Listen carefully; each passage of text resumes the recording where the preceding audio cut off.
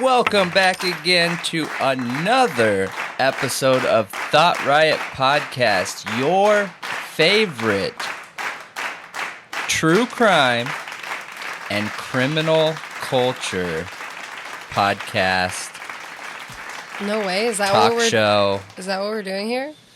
What? Like we have a true crime talk show? Yeah. I mean, that's what our ultimate goal is here. I would love to have people come on. I was joking, like I didn't know where I was. Yeah, I got it. Okay. I gotcha. But we're absolutely moving in the direction of having people come on here. That's our ultimate goal. You know, I think we get a lot of feedback, which I appreciate. I love all the feedback. Keep the feedback coming. We love it.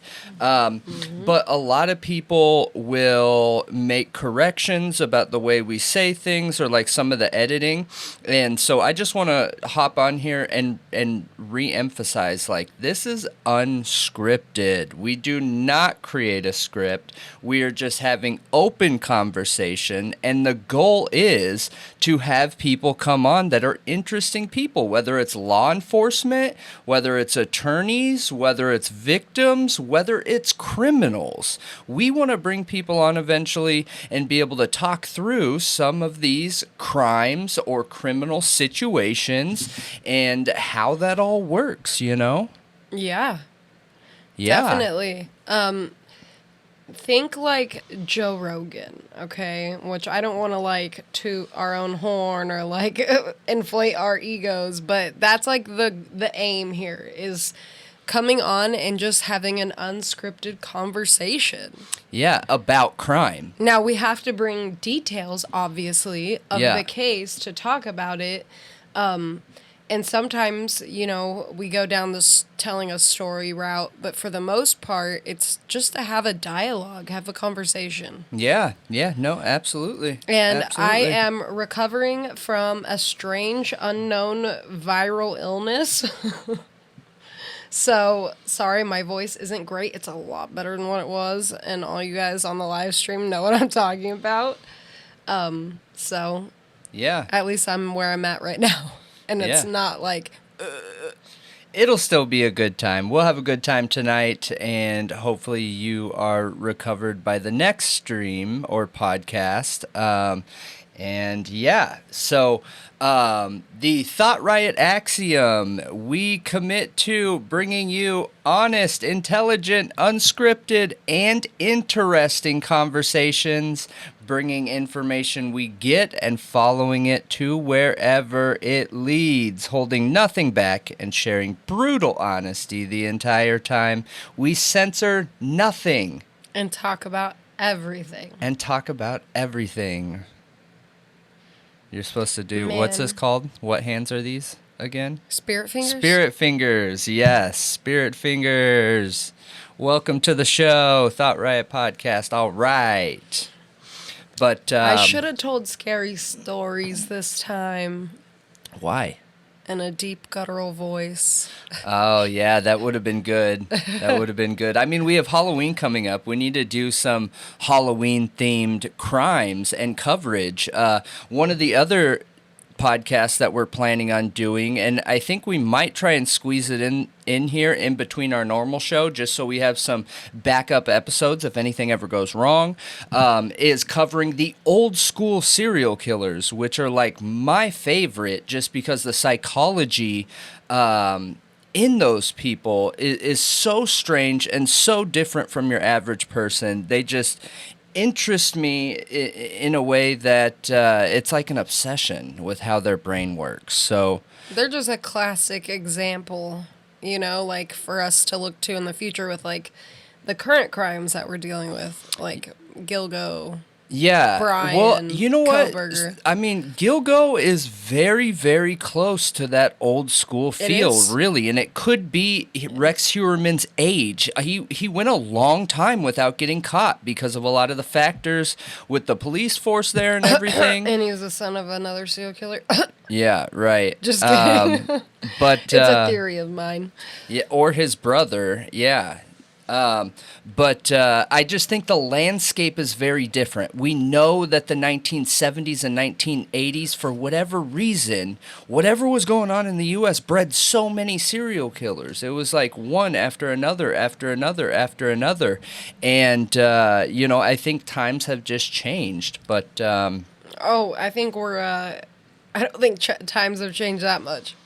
I do. I think the serial killers now are very different. The things that they have to worry about are very different. They cannot just pick somebody up on the side of the road that fits their victim MO, take them to an abandoned house, do whatever they want to, literally anything, whatever they want to do, and drop them off somewhere. Technology has changed things. So I just think it's a different landscape now. That's true. But I was just saying, like, we're having a lot of like serial enders.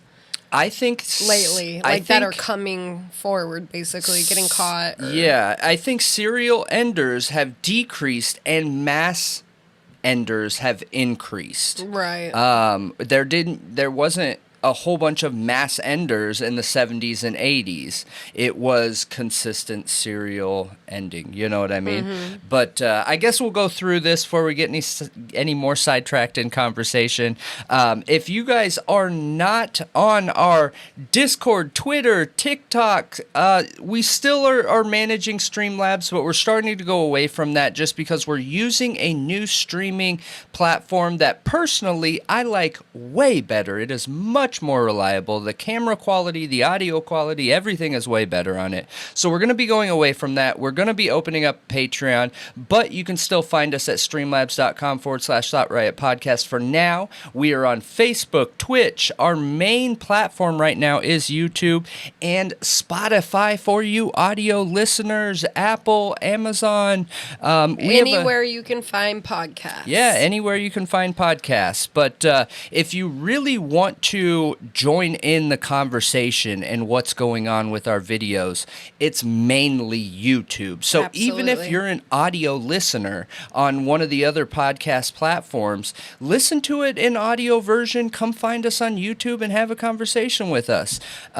We also, if you're an audio listener, when I'm posting things on the screen that you wouldn't see, you can find all of those things on YouTube as well. So if you're listening and you're wondering why we keep talking about a Discord invite, but you're not able to see it because you're an audio listener, our Discord invite link is on YouTube as well. So you can always go over there, stick with the audio, and if you want to invest a little bit deeper into our Discord, you can find all that stuff on there. So come join in the fun. We have turned on memberships finally. On YouTube. Yes, on YouTube. People have been begging us for weeks, and they aren't where we want them yet because, yes, we do have multiple tiers and levels, and there will be multiple offers and different things you can get on those levels, but we're slowly making it work for you guys and us, but we're going to have all the fun things, the emotes for live streams, the badges, extra content. Yes, extra content.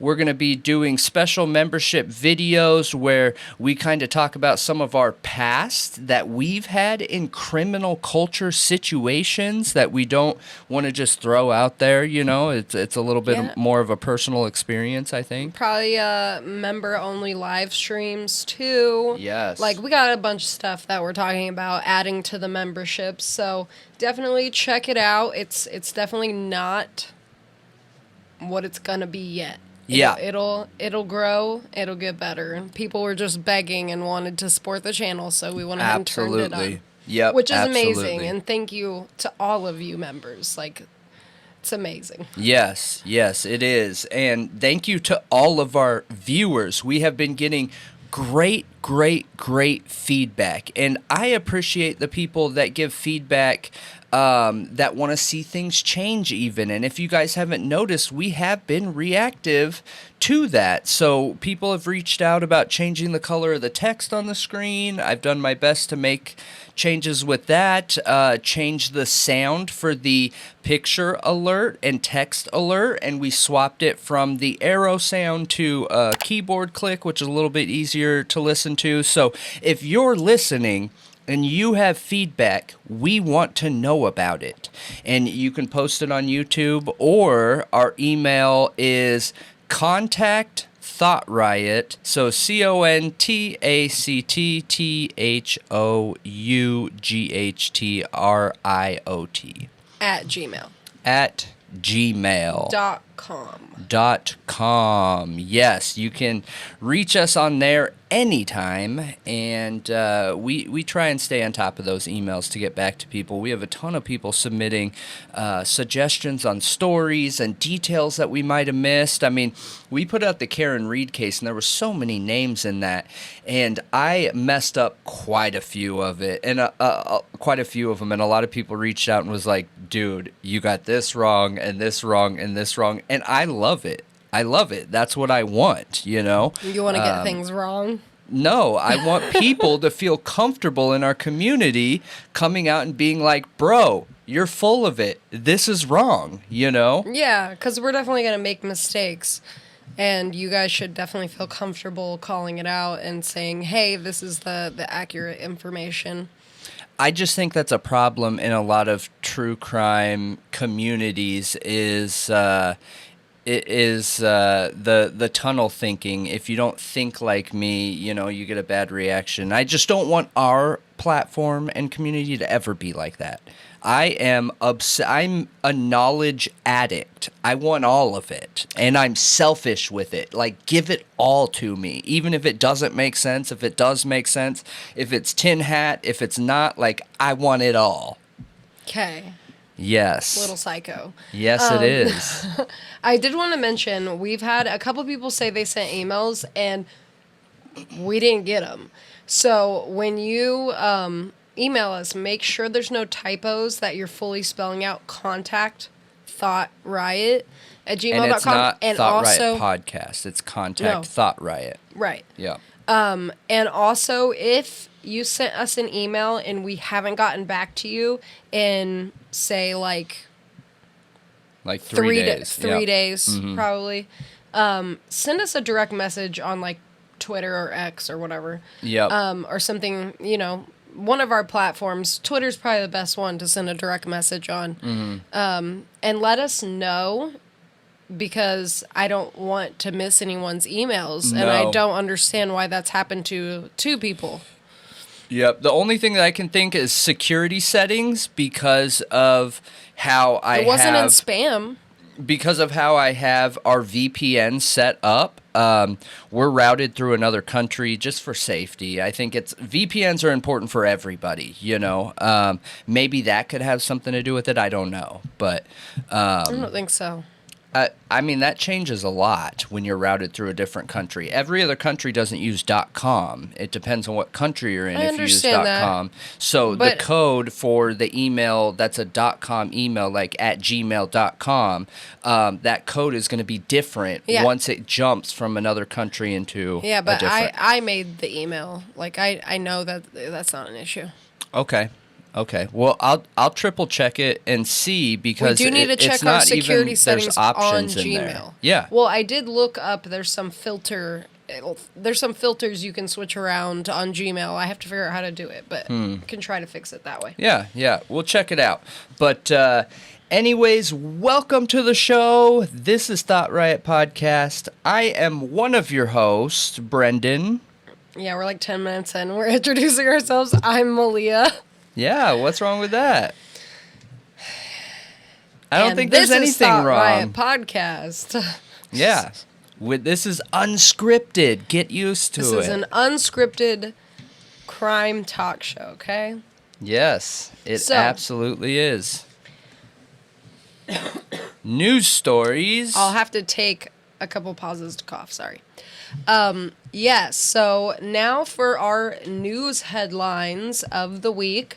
One super crazy one that I saw was 6 self-described soldiers of Christ arrested after malnourished woman found dead in car's trunk outside a Georgia spa. What? And one of the men, well, not a man, it's 5 adults and a 15-year-old boy that were arrested. Okay. Because of this. It was in Georgia's Gwinnett County. And yeah, they refer to themselves as being a part of a religious group called Soldiers of Christ. And I tried looking it up, and I couldn't find anything. Like, is there a known cult called Soldiers of Christ? Is this a new cult on the rise? Like, what? Yeah. They have a child involved. I mean, the downside of cults is they're not online. Yeah, but there's, like, the known ones that, like, you know, that are still operating somewhat, that are known I feel like once they get known, like it's too late. Scientology. I feel like once it gets known, it's too late. Because Scientology isn't considered a cult. I think everybody considers it a cult except for, like, the law doesn't consider it a cult. But then you have actual cults like NXIVM. It's because there's too much money and reputable people involved in Scientology for them to do anything about it. Yep. Cults walk that tightrope between, you know, an actual spiritual belief system and not. They got to be able to prove physical harm and everything. So, I don't know. I worry with cults and why they're so dangerous because a lot of times we don't know about it until it's too late. I know. That's true. I know. So how did this happen? So somebody reported it around 10:50 p.m. It says Tuesday. We're talking about this September 15th. So that would have been, what day would that have been? That would have been the 12th, September 12th.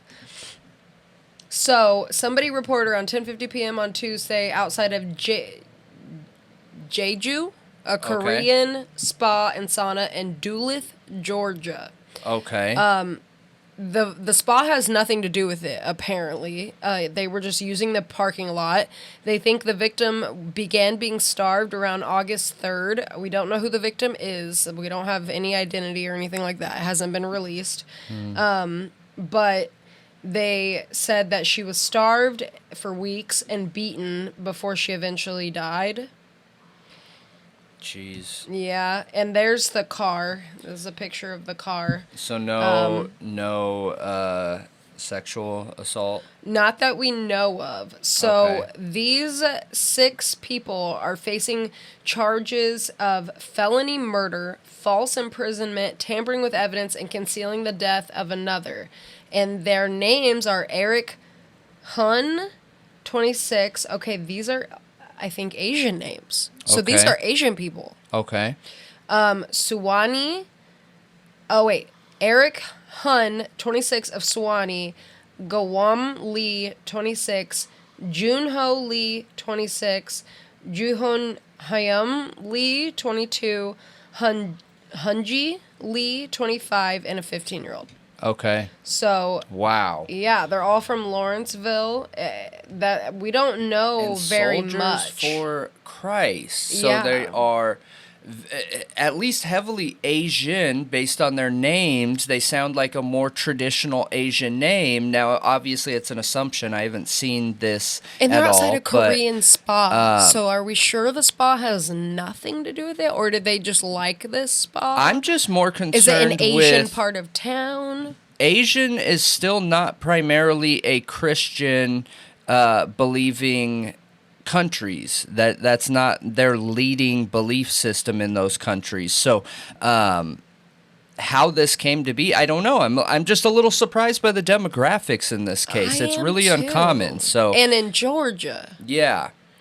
So it'd be interesting to follow this and see what comes of it, because is it just outside of Atlanta and they have like a Chinatown in Atlanta and I don't mean that in a derogatory way, but if you guys don't know and you're not from a major city like Los Angeles or San Francisco or Chicago, all these major cities have what you call a Chinatown, where it is a congregation of Asian people that have more often than not came from their home country over here, and they find comfort in being around other Asian people. So is this right outside Atlanta, and there is like a Chinatown, Asian town area that they're from, or you know what I mean? Like the demographics are just very interesting. It is. Actually, I think one of them's a woman.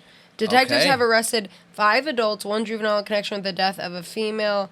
Yeah, it's okay, 5 adults, so it's not men. Because I just saw a picture of a lady.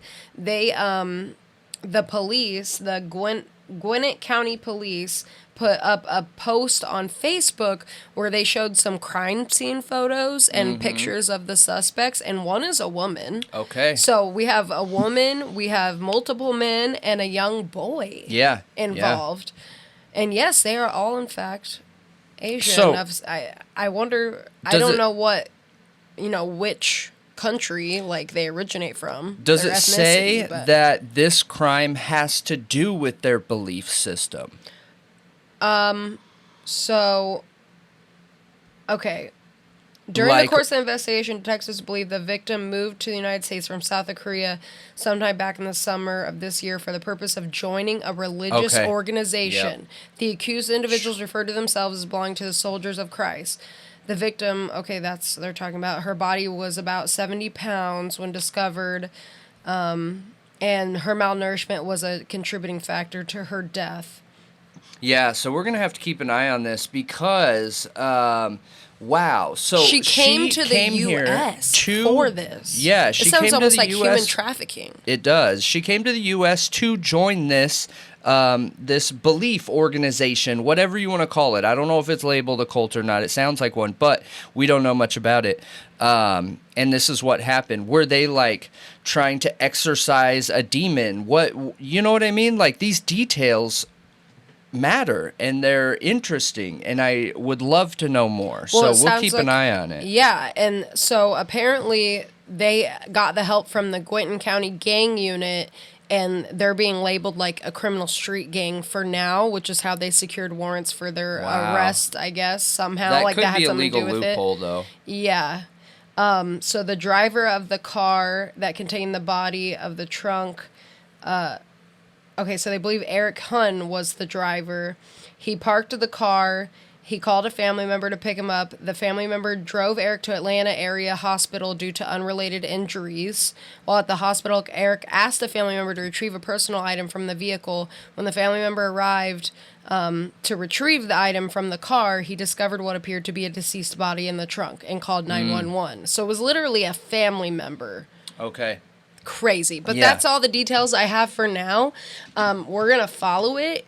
I see some elements that could be human trafficking here. I see obviously some elements of possibly a cult. This is insane. I wonder how many people are involved here. Yeah, this poor woman.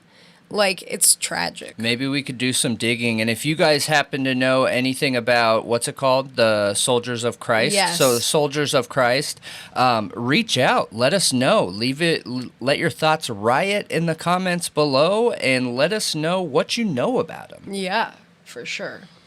So this one is a heavy hitter topic.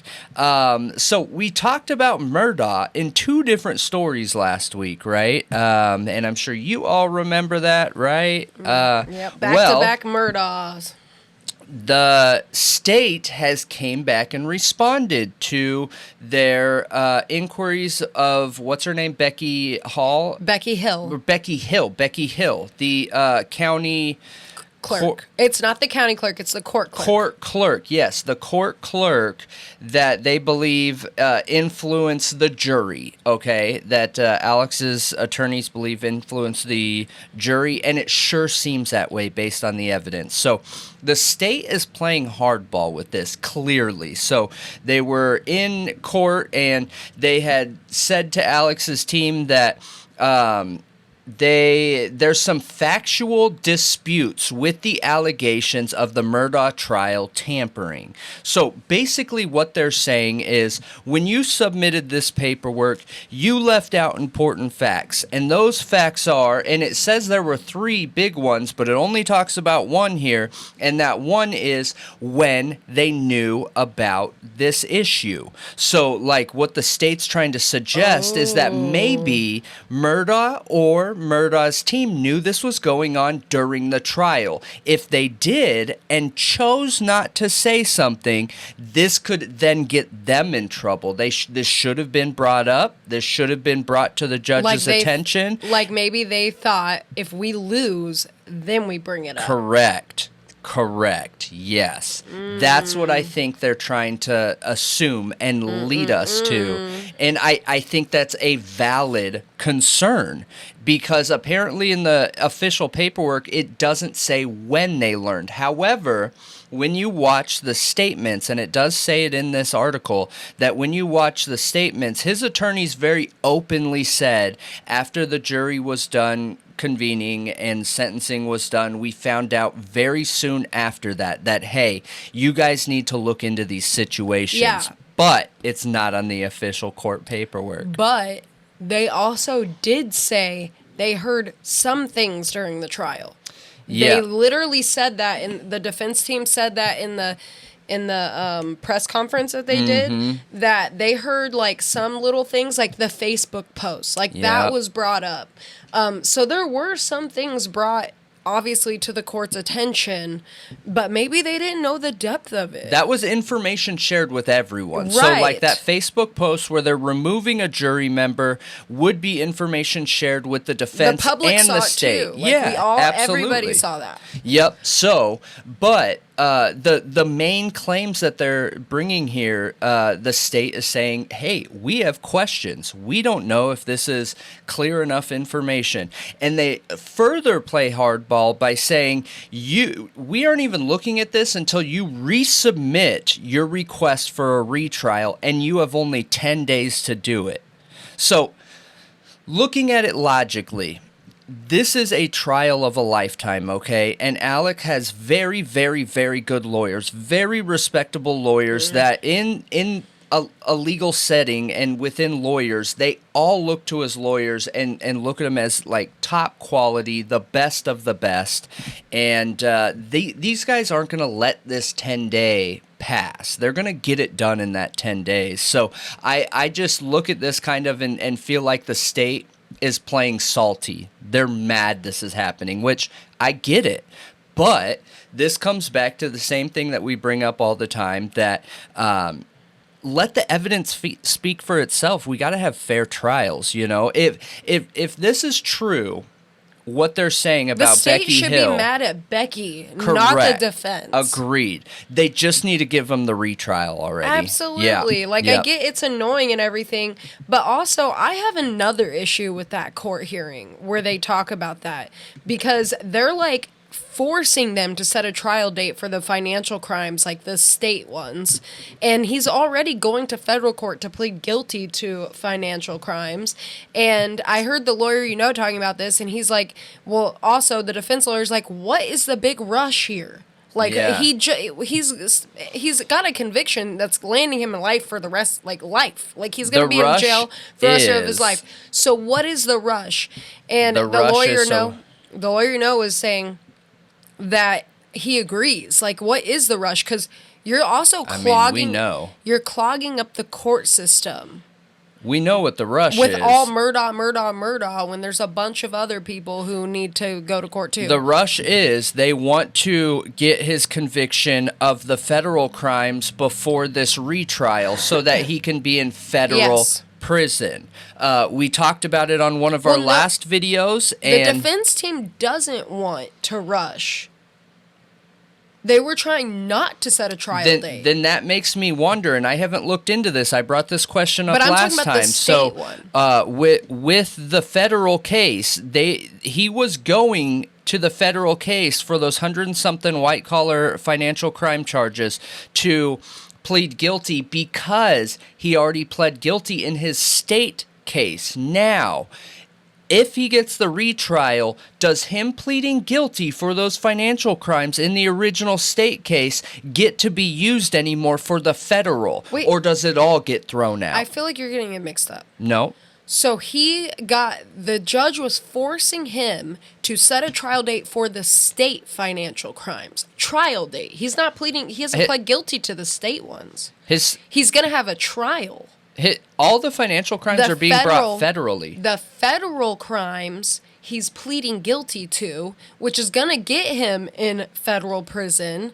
But the state case, they're trying to force this trial. Like, they just set it for this year, like November, I think, or something like that. So what are the additional state crimes? I'll have to look it up, okay? I'm sorry to bring it up and not have all the facts, but I was listening to the court hearing and hearing the defense lawyer be like, he's getting ready to go plead guilty in a federal court. Like, what are we rushing here for? Yeah. What's the rush, judge? And the judge, I feel like, was like an attack dog. Like, I don't know. He was very aggressive. They're trying to keep him in state because it's less comfortable. So if you have an issue against Alec, you want him in a state prison because it is so much more awful. I don't know, but they're just saying we're not, like, his defense team was like, we're not going to be ready. Like, I'm not going to be able to adequately defend him. I'm not going to be ready. Yeah. And he was saying, I'm not going to be able to go see my wife for Thanksgiving overseas. Like, I have all these plans, and, like, you're basically ruining my whole life right now, Judge. Like, that's what it seemed like. He was kind of throwing a baby fit. But I did kind of agree with him. Like, what is the rush? You guys have this whole big thing with the murder trial going on in your state court right now. Yeah. And you're clogging up the court system with Murdaugh. Like, why are you rushing this trial date when you guys have all this stuff going on? I just said why. That's why. Maybe. I don't know. That's for sure why. 100%. They don't want to be able to give Alec what he wants. Yeah, but I don't. Once you're convicted federally, I think, like, don't you just go to federal prison? No. You go to wherever your first conviction takes place. That is what this is all about. So if he doesn't get this retrial, he would have done all his life sentence in the state prison. Alec and his team wants him in federal because it's easier time. So they want him to plead guilty to the federal crimes before any state crimes. That's why. And the state is saying, no, Alec, we are not going to give you what you want. Nothing. Not even to serve your time where you want it. We're going to force this through so you have to have state time. I don't know, because if he's getting ready to plead guilty to his federal crimes, then you're acting like the state cares about that. No, but if he's going to do it very, very soon, then what does the trial in November matter? Because you don't know how long that's going to take. You're assuming he's going to walk in there and just say, hey, I'm guilty. Here, let's go for this plea and be done with it. That hasn't happened yet. Okay. That has not happened. That's a big bet on something that hasn't happened. Okay. If I was Alec, I would find out if those white-collar crimes can still be... The admission of guilt used in my court case can still be used against those, because if they can't, I'm fighting them. Why would I plead guilty? I'm going to fight the heck out of that, because you can't use my admission of guilt in that trial that is going to be a retrial. Okay, so he has 22 federal charges and 90 state grand jury charges. Mm-hmm. Okay, that's what it is. That's where that 112 comes from. Yeah, gotcha. So, and he's going to plead guilty to the federal charges. Yep. And the reason why he's doing that is to get in federal prison, because you do the time where the first conviction takes place. 100%. That's what's going on. I'm surprised the lawyer didn't bring that up.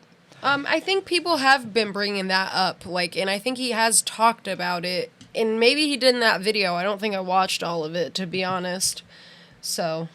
But yeah, let us know what you think, guys. I'm curious. We kind of got in a big tangent and sidetracked there. But this was about the 10 days to make corrections and resubmit, and the state playing hardball, kind of. They are. And when something goes wrong in a trial, it's only fair that you give a man, even a guilty man, a fair trial. This is what a jury is there for.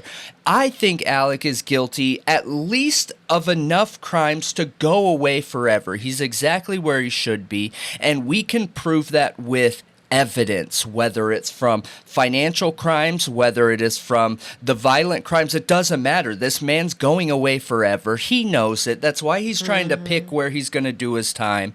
And I'm curious what you guys think. So, me too. Yes.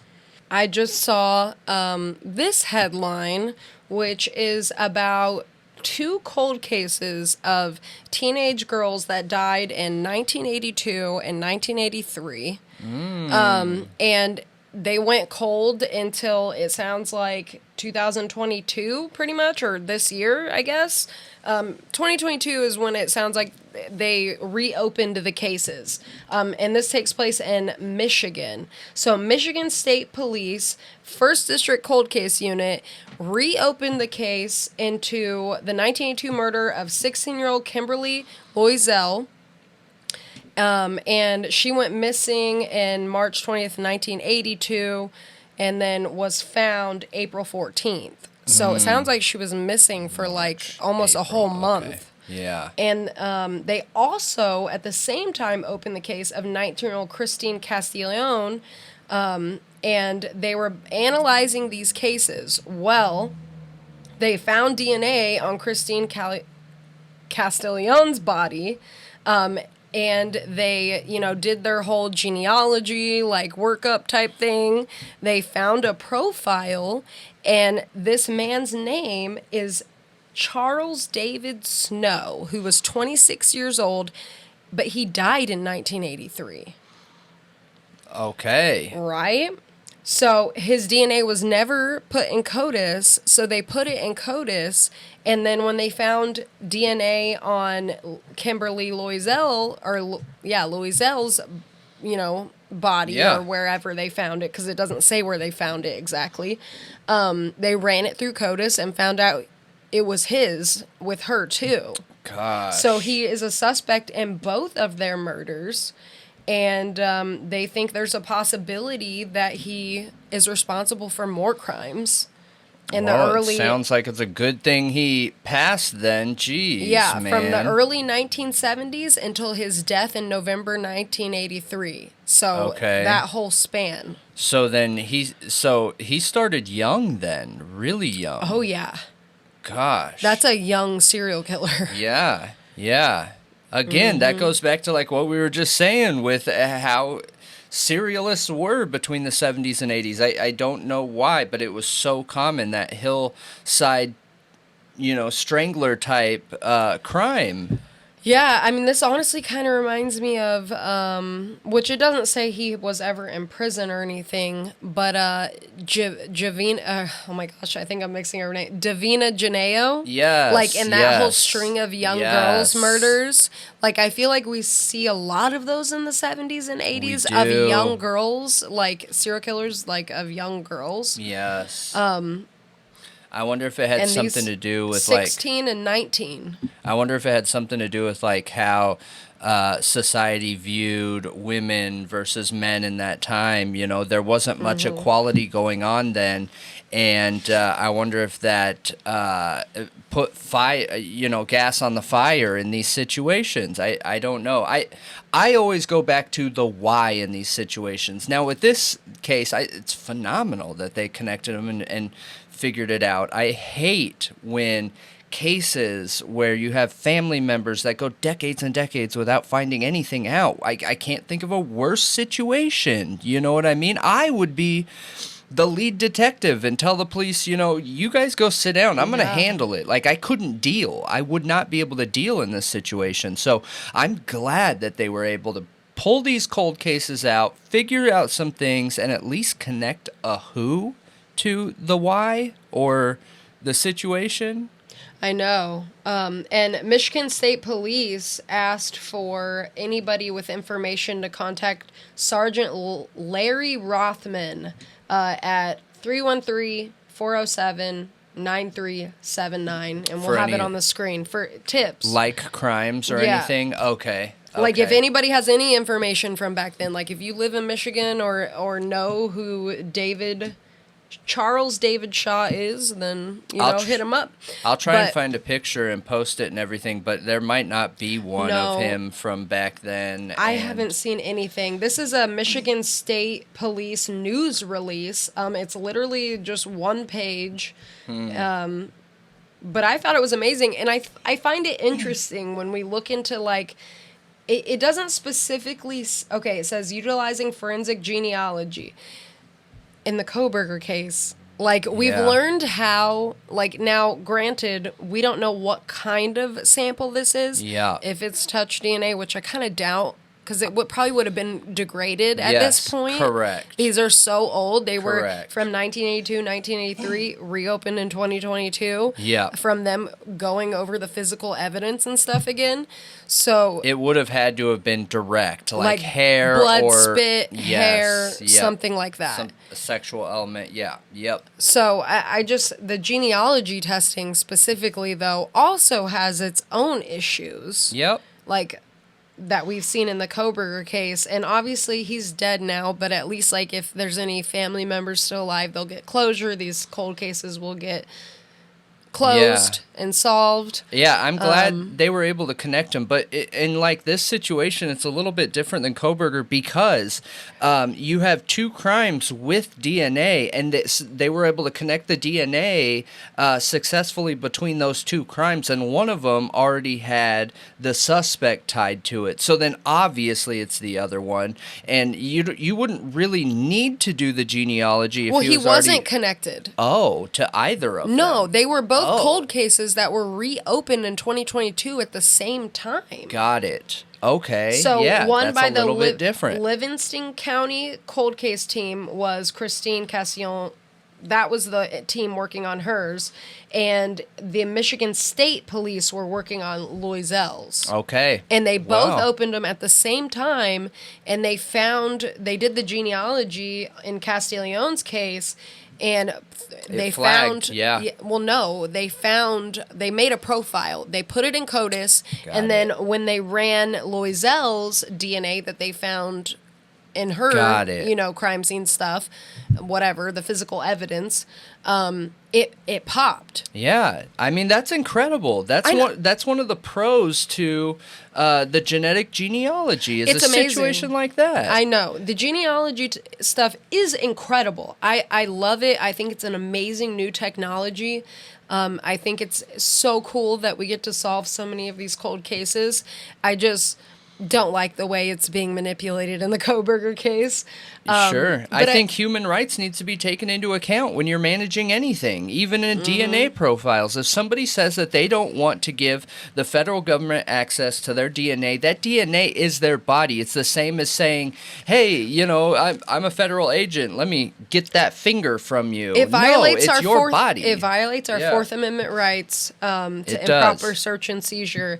But I also think it's incredible that two different law enforcement agencies, like cold case units, reopened these cases not knowing they were connected at all at the same time. Yeah, maybe there's an expectation, though, that cold cases are, because there are cold case investigators out there where there are police departments that have a cold case investigator where all he does is focus on cold cases. So maybe there's some kind of rule of thumb where, every decade you got to pull out this box of cold cases and look through them again, get fresh eyes on them and try and close them. I don't know. So I have heard police officers talk about this. They routinely go back through cold cases. Yes. Routinely. And not just one, I'm pretty sure lots of the police or investigators are required to do it. Yeah. But these were specific cold case units, both of them. Sure. And both of them did it, and they could have pulled any cold case, but they picked these ones. Yeah. Which I find interesting. I wonder if there's anything more to that, or if it was just literally the universe coming together. Yeah,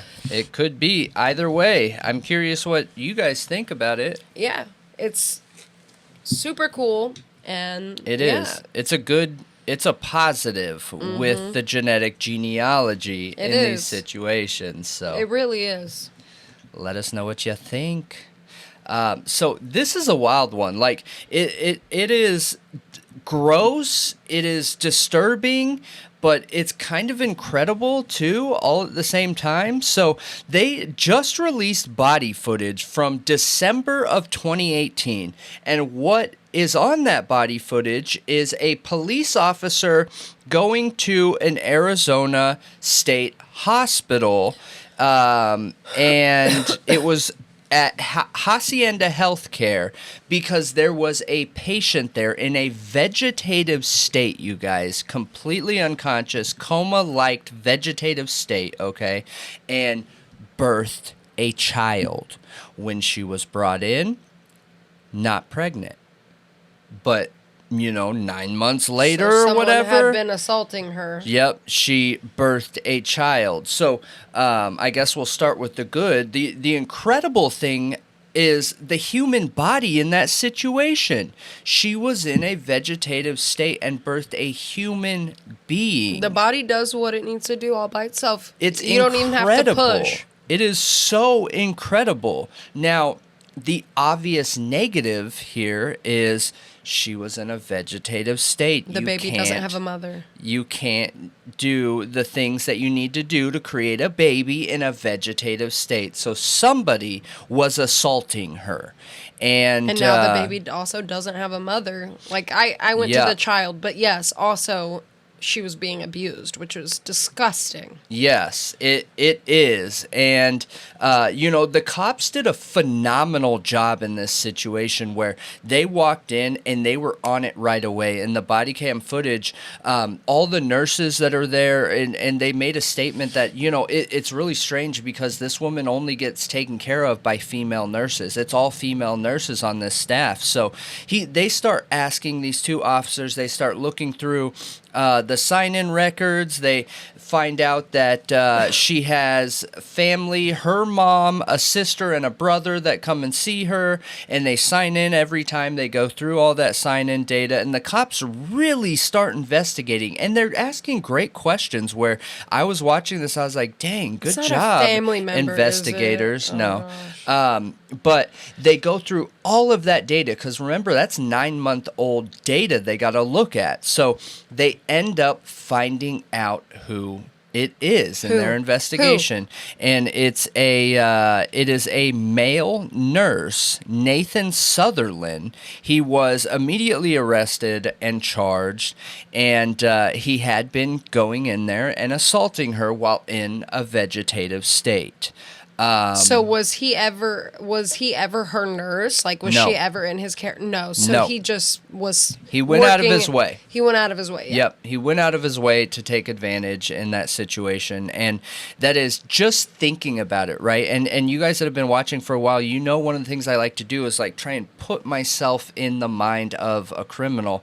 I just think of this case and it just disturbs me. It is extremely gross disturbing. Thinking about trying to handle a body of someone who's in a vegetative state and doing that. Like, it's disgusting. It's gross. I'm glad that the police were on their stuff and they were on top of it, and their investigative techniques were on point, asking the right questions, going to the right places right away, and they were able to find this guy. There's some people's heads I don't want to be in. Like, I don't want to think about that.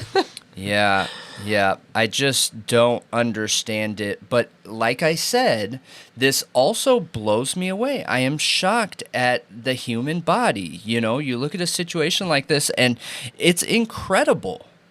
Yeah. It's incredible. It just sucks it's in a negative situation like this, but the human body is insane. It's incredible. These nurses had no idea. Literally, like 8 of them, and they're all crying and like can barely contain their emotions. They just walk in and there's a baby born laying there. So I'm so curious. Like, you probably don't know, but I'm so curious if they noticed any shift in her vitals, like blood pressure going up. I would assume not, because all they knew was no baby, and the woman had been in a vegetative state that entire time. They didn't see her belly growing. I have no idea. Like, they have to wash them. Idea. They have to, like, wash them and get, like, all their parts, like, because they get bed sores and like they should be seeing every inch of her body, to be honest, regularly. I get it. So I find it a bit surprising they had zero idea, but maybe they also thought, like, she's in a coma. There's no way, like, that wasn't even on their radar of possibilities. Yes, but, my mom worked in, nursing and helped women deliver babies, and that is something she actually has told me many times that, random miracle cases she's told me before, but that a woman's body knows what to do. Yeah. And even if, like, you can't do anything, your body's going to do it for you. Yeah. Yeah, and we see here that is 100% true in this situation. And again, I just find it incredible while this is simultaneously disturbing. So it's super disturbing. Like, what a monster. What a freak. Yeah, absolutely. Absolutely. Go find some girl to lay there and pretend to be a doll or something. Yeah, dude, I you guys know I'm a firm believer, like, everyone should be able to explore anything consensually, obviously. Like, that is so obvious. So he's exactly where he should be, and he, I hope, is no longer a nurse. Again, this goes back to what's up with nurses. I don't know why people that tend to assault other people, whether it's sexually or physically or whatever, like the nurse profession, doctor profession, these power positions, you know what I mean? But I'm curious what you guys think, and I would love to know your input. Actually, I know that we have multiple nurses watching our show, and I've had some of the best experiences in my life with nurses where I am so blown away at how much they care. But I've also seen some of the worst too, So I would love your input. Can you tell when you're a nurse and working with others? Because I assume you're around more nurses than someone who's not a nurse would be. Can you tell, like, right off the bat, who's the good ones and who's there to care for people? And then you have the questionable people where you're like, why are they even in this job? Are they the ones that tend to do this kind of stuff, or? Yeah, I had the most incredible nurse in the ER one time from Poland, and I have never met anybody in my life who could take, like, such a scary, anxiety-ridden situation, and she's literally, like, I've never met anybody who had that much light around them. Yeah. That, like, ever. Yeah. She just literally could walk in a room and just make you feel okay. Which that's like, amazing I assume for that's a nurse. what people feel like when they, like, feel the presence of God. Like, yeah. That's what it felt like. Like, just complete comfort and, like, everything's okay. Yeah. I have never met a single other person who could do that, and she's the only one that I've ever met. Yeah, and that's amazing. Hopefully there are other nurses out there like that. She was like a literal angel, while Lucy Letby's like the angel of death. Yeah, I know it. But let us know what you think, guys. So we covered the YNW Melly case a while back. We did. And we know, obviously, that he's going to be up for trial again because it was a hung jury. Yep. They couldn't make a decision. I thought this was interesting. So there's no articles written about it. It was just on I think it was Sidebar Podcast. We can put it up here on Law and Crime. They did an interview with YNW Melly's ex-girlfriend. I have it written down. Mariah. What is her last name? Yeah, who Mariah he's still Hamilton. friends with and everything. Yeah. Well, she said she hasn't talked to him in a very long time. Oh. Which I don't know if that's true or not. I saw many salacious rumors online when I started Googling her. So I don't know what's true and what's not. Yeah. But basically, she was coming on Sidebar Podcast to say, this is where I've been and why. Because, like, nobody's heard from her a long time. She wasn't in the court proceedings from what I guess was being said. Yeah. And that's because she's literally been hiding. Yeah. because she's wanted. She's wanted? That's what she said, that she's wanted. I wonder if she's talking about being called to court for the case. Maybe, but basically, here's the gist of it. So, her mother, Felicia Holmes, made a statement in December 2018 that Melly and Mariah had a FaceTime call right after the shooting where Melly said a car was coming up from behind him and shot up the car, and that he thinks Sack Chaser and why does it say Juicy? Juvie. Yep. It was a typo. Juicy. I was like, what? No, it's Juvie. Are dead. Then saw him with Frito Bangs, like at Frito Bangs' house, that Frito Bangs came and picked him up right after the shooting, and then she offered to let him come stay with her, and he was like, nah, and went to a video shoot right after. And then that Melly was like threatening her, and that there was possible tension between Melly and Sack Chaser, and that the mom thinks, Mariah's mom, Felicia, thinks that Melly had something to do with the shooting, okay? And also, Mariah told law enforcement that Melly sent a text saying, I take lives. Well, her 2022 deposition, the mom's, Felicia's, wasn't consistent with any of that. Any of that statement. Jeez. So, and then she started accusing the prosecutor and the government of threatening her and her daughter to testify against Melly, that they had been threatening her and coercing her to say certain things, to give them what they wanted to get him convicted.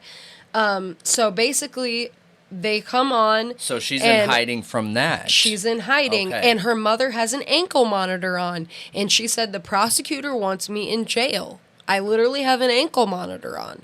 And even Mariah's lawyer was like, he came on and was like, look, you know, take away the charges and she'll happily come to court and give you a statement. Yeah. Like, she's not saying she won't comply. The only reason she's not is because she's afraid you guys are going to arrest her. Yeah. And they talk a little bit, like, into the history of her and Melly a little bit. And it sounds like neither her or her mom think he had anything to do with it. And they think the prosecution is pulling some shady stuff, yeah. You know? And that basically none of that was true. She said none of what they told me to... That was what they told me to say. She said none of that was true. Wow. That is wild. I mean, we saw the character assassination. I think that's probably one of the first videos that we pulled up and really started focusing on the character assassination on. Just with the prosecution trying to say he's this awful, horrible guy because of the way he dresses. Like, what does dressing have to do with a crime? It's the most ridiculous thing I've ever seen. I know. And that isn't an evidence-based conviction. It is wild, man. Well, and Mariah also says, like, you know, he's just a really silly, like, goofy guy. Like, I never thought he could be involved with this, honestly. I mean, and everyone has multiple sides. But. Yeah, but they asked, do you know of him to be, like, a part of a gang? And she said, no, never. She said there were friends we hung out with, and then, you know, there's other rappers and people, you know, and apparently there was some kind of fight, I think, in L.A., where she said they had an altercation with this other group of guys, like, at the studio. They were pulling up to the studio, and, it started out like anything. They're like, what's up, you know, and they start fighting, and she said she was shielding Melly, like, with her body, and that the guys weren't trying to hit her, but they were, and she has, like, a giant scar on her back from it. Jeez. And that Melly's chain fell off and dropped, and they grabbed it and booked it. And that the law enforcement never investigated it and didn't care about it. Yeah, that's wild. I mean, that's probably a different law enforcement, though. Yeah. Okay. Probably. Yeah, so it wouldn't have something to do with that case. But the YNW Melly case, I look at it the same as I look at any case. It just needs to be fair. Let the evidence speak. Now, some of the evidence looks really bad against him, but The reason why I have doubt is the approach that the prosecution has used. Which is what Mariah and her mom were saying, is like that they're doing a terrible job and they're threatening witnesses to try to force them to say what they want. That's wild. That's just wild. It is wild. And if there's any truth to that, I mean, what is up with all this shady stuff we're seeing in the court system right now? Yeah. Like with Murdaugh, okay, YNW Melly, Karen Reed, Kohberger, like we're seeing, that's literally 4 cases, and I'm sure there's probably more out there that we're seeing, but they're all super high profile, and we're seeing really shady stuff from court officials. Yeah, from the prosecution or a court official. Yep, like I know. People who are not supposed to be doing shady stuff. I assume it's one of two things. Either they found out that their suspect is guilty in a way that they're not allowed to, and so this is like them being like, we know that you did it. We just can't admit how we found out how you did it, so we have to use these other tactics. Or they could just be at a place where, maybe they're frustrated with how many criminals get off. Either one isn't okay. I'm not saying either one of those are okay. No. They're both wrong, but I'm just trying to figure out the why behind it, Yeah, it's just really unfortunate because you should be able to trust. I mean, We're supposed to be the good guys. The prosecution is supposed to be the good guys, and so is like a court clerk. Like, not necessarily a good guy, but an impartial, person, a part of the system that is supposed to keep it running. Which is a good guy. That's I'm not saying that the defense is a bad guy. I'm just saying that when you're representing the justice system in the way that prosecution does for the state, in the way that the court clerk does for the state, in the way the judge does for the state, and all the investigators and everything in between, you are supposed to be able to be trustworthy, be honest, be upfront. Sometimes doing things the right way is harder to get things done, but that makes you trustworthy. Sometimes doing things the right way makes you lose, but it gains you so much trust around you. When you don't have that trust, you don't have anything. Right. And if you get found out that you're doing shady stuff, a part of the prosecution, then you get your whole case thrown out. Like, is it really worth it to go through all that work and then have it thrown out because you were pulling shady stuff? Not only that, it could be every case in your entire career, depending on what it is. So I agree. I don't think that's worth it. We see officers in the Idaho4 case that are being questioned because of other cases that they were very shady in, and that is a hint drop for a later story. But this interview is really interesting. I saw very, very small parts of it where she talked about how much Melly meant to her and she meant to Melly, right. Love at first sight, how she was working on herself while he is going through all that. And I just hope if YNW Melly isn't guilty, I hope they aren't character assassinating him just because he's a rapper with a specific image and that gangster rap style. Like, that makes me nervous. I don't ever want to be in a place where we're judging people based on the way they look or their character for their image of their rap persona or content creator persona. You know what I mean? Yeah. So. If that is a part of his persona though, like to look a certain way, he needs to like have his defense saying that then. Like, look, this I think his defense is doing good. Maybe I think they are too, but maybe that looks bad for his rap career. I don't know. Yeah. Yeah. Like, look, he's not a hard ass. He's actually like a huge P-word. Yeah, charges usually help rap careers, so. Yeah. But I'm curious what you guys think about it. Make sure you watch that YNW Melly video because it's a very interesting case with the way that the shots were fired in the car, how there were 4 people in there, two people got hit, and how the cops are trying to say him and his friends set it up. It's just wild stuff, man. It is. And we're about to see another case. A re-go at it, a retrial. Yep. So let us know. So we talk so much about crime and horrible acts of violence that when I come across something that's like eye-opening, funny, or a positive thing, I jump on it with everything I got, right? So, did you guys know, did you know that you can get a DUI on a Power Wheels Jeep?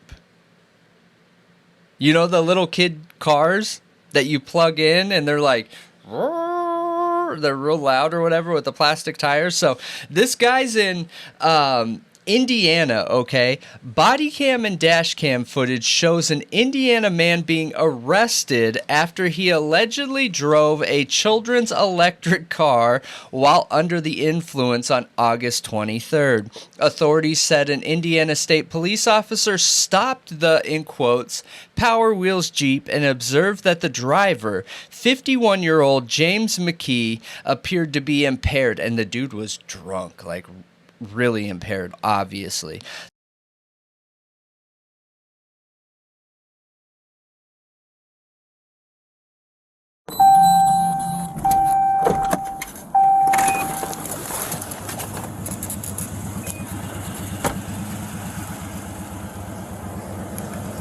Afternoon.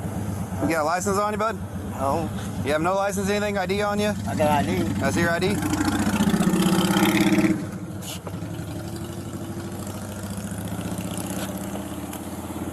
You know you just can't drive these things down the road, right? I do. I know this. You do? I was on the sidewalk. I've been on the sidewalk. Okay. So where you headed to with it? My home. Your home? Yes. I see when there's no lights, they say they're not meant for road, so. Oh, no. Okay. Yes, sir. So where you come from tonight? Hucks. Hucks? Just Hucks, okay. Yeah, I'm getting gas. Enough of this. Where's your gas can at? Oh, man. I left you back there. Can I park this off the side and go get... Not right now, just wait here a second, okay? Oh, I know. I'm just...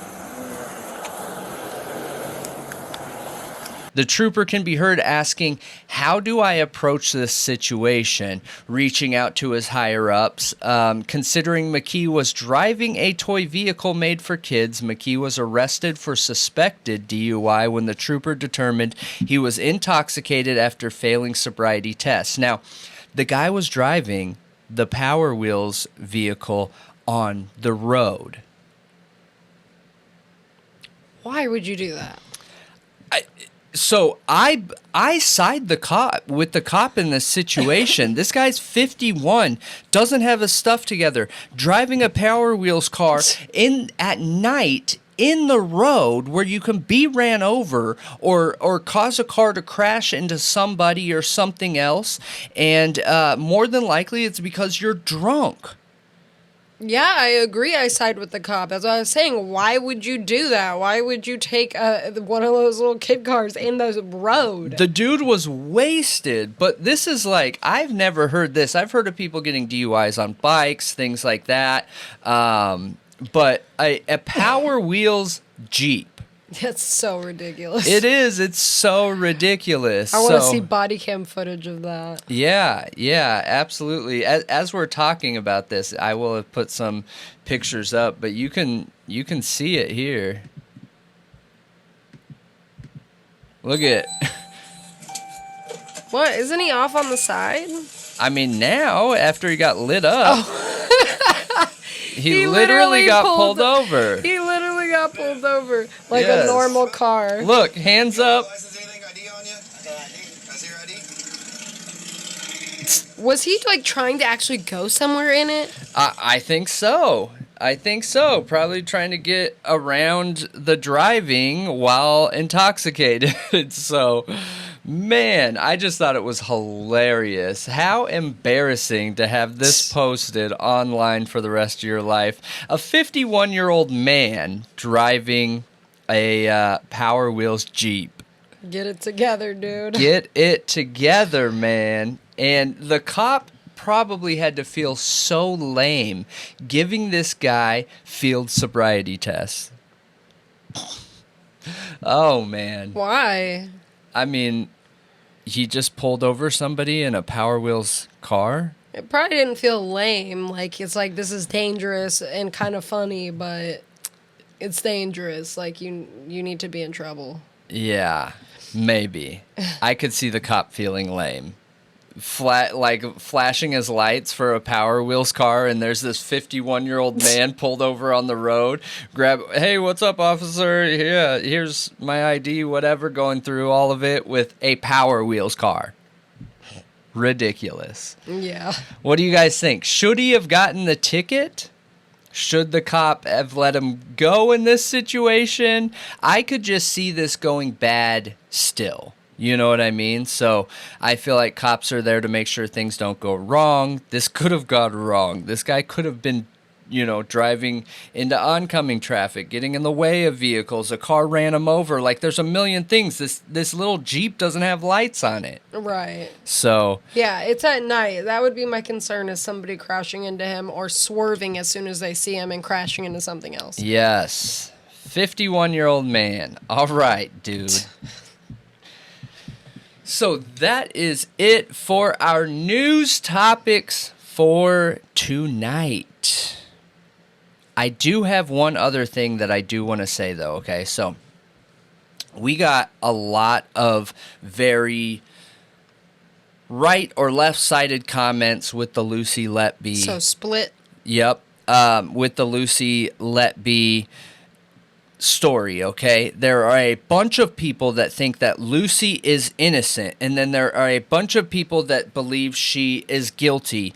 And one of our viewers took the time to write this out, and I thought it was amazing, so I just wanted to share it with everybody. Okay. But because Lucy, going back to my obsession into serial killer psychology, how they work, why they work, the nature versus nurture, how those dots connected to get to a point where they have no empathy for people. It's just a very interesting topic and experience to learn how that can work down the line. But so I will post the name here. I can't pronounce it. It's FAUBOURGSTHONORE.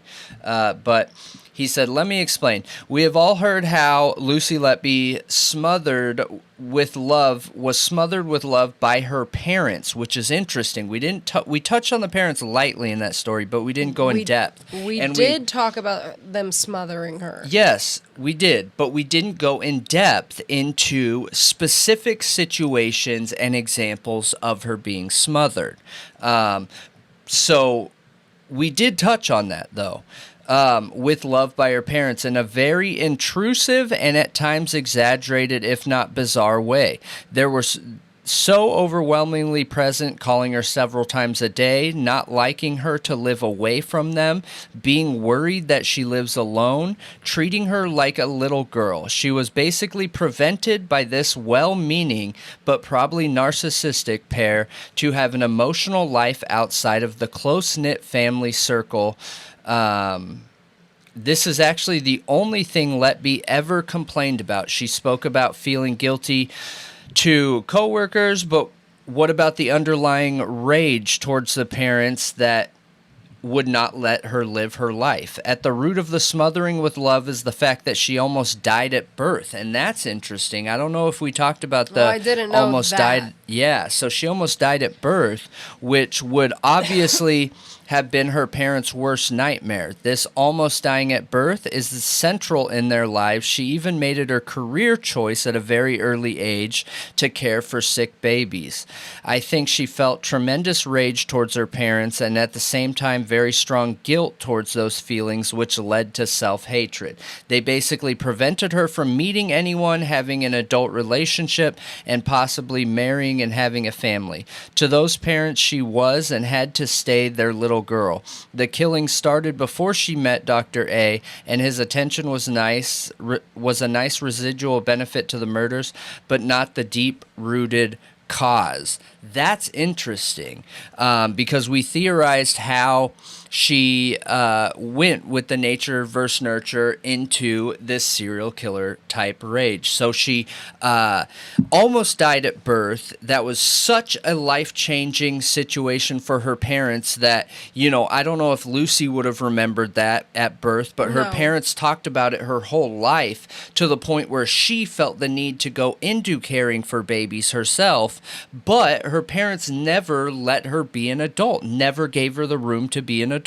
And we theorized the helicopter parent theory in the story is similar to like the Alexi Trevio and Alexis Avila theory. Yeah. And this leans directly into it. I think it is a phenomenal take, and it gives me a much better insight into the why. I didn't even look at her understanding that she almost died at birth, and now she's reenacting that. Yeah, we didn't know that. Right. So I don't know if she's reenacting that. I don't think so, to be honest. That's not my personal opinion. What I think it was, based off of her letters and her smothering parents, similar to like we saw in the serial killer Canada nurse, she had parents that smothered her. They felt like they couldn't be themselves or live their own life. And that was a big deal for Elizabeth Wedelhofer, was that she couldn't, like, she was a lesbian. Like, she wanted to be her. Yeah. You know what I mean? Yep. Like, and she didn't know what it was like to be, like, an individual. Yeah. And I think Lucy probably has something similar like that going on. And she met this doctor that she really, really liked and wanted a life with, but he's married. She wanted like that family, that life, the husband, the baby, and all that stuff. And she goes into this job taking care of babies, and she didn't start killing right away. It was a few years after she started I'm sure working. It was progression, like any serial. Right. But so from the letters she wrote, it sounded like she had a lot of hate for herself and like her situation, and she talked about never being able to have that, never being able to have a husband, like a family of her own. Yeah. Like she would never get that stuff. Yeah. And I always wondered why. Why does she feel like she can't have that stuff? Like, I know she can't move away because her parents, you know, are too worried about her. She can't, like, have a boyfriend. She can't, there's all these things she can't do because they're worried about her.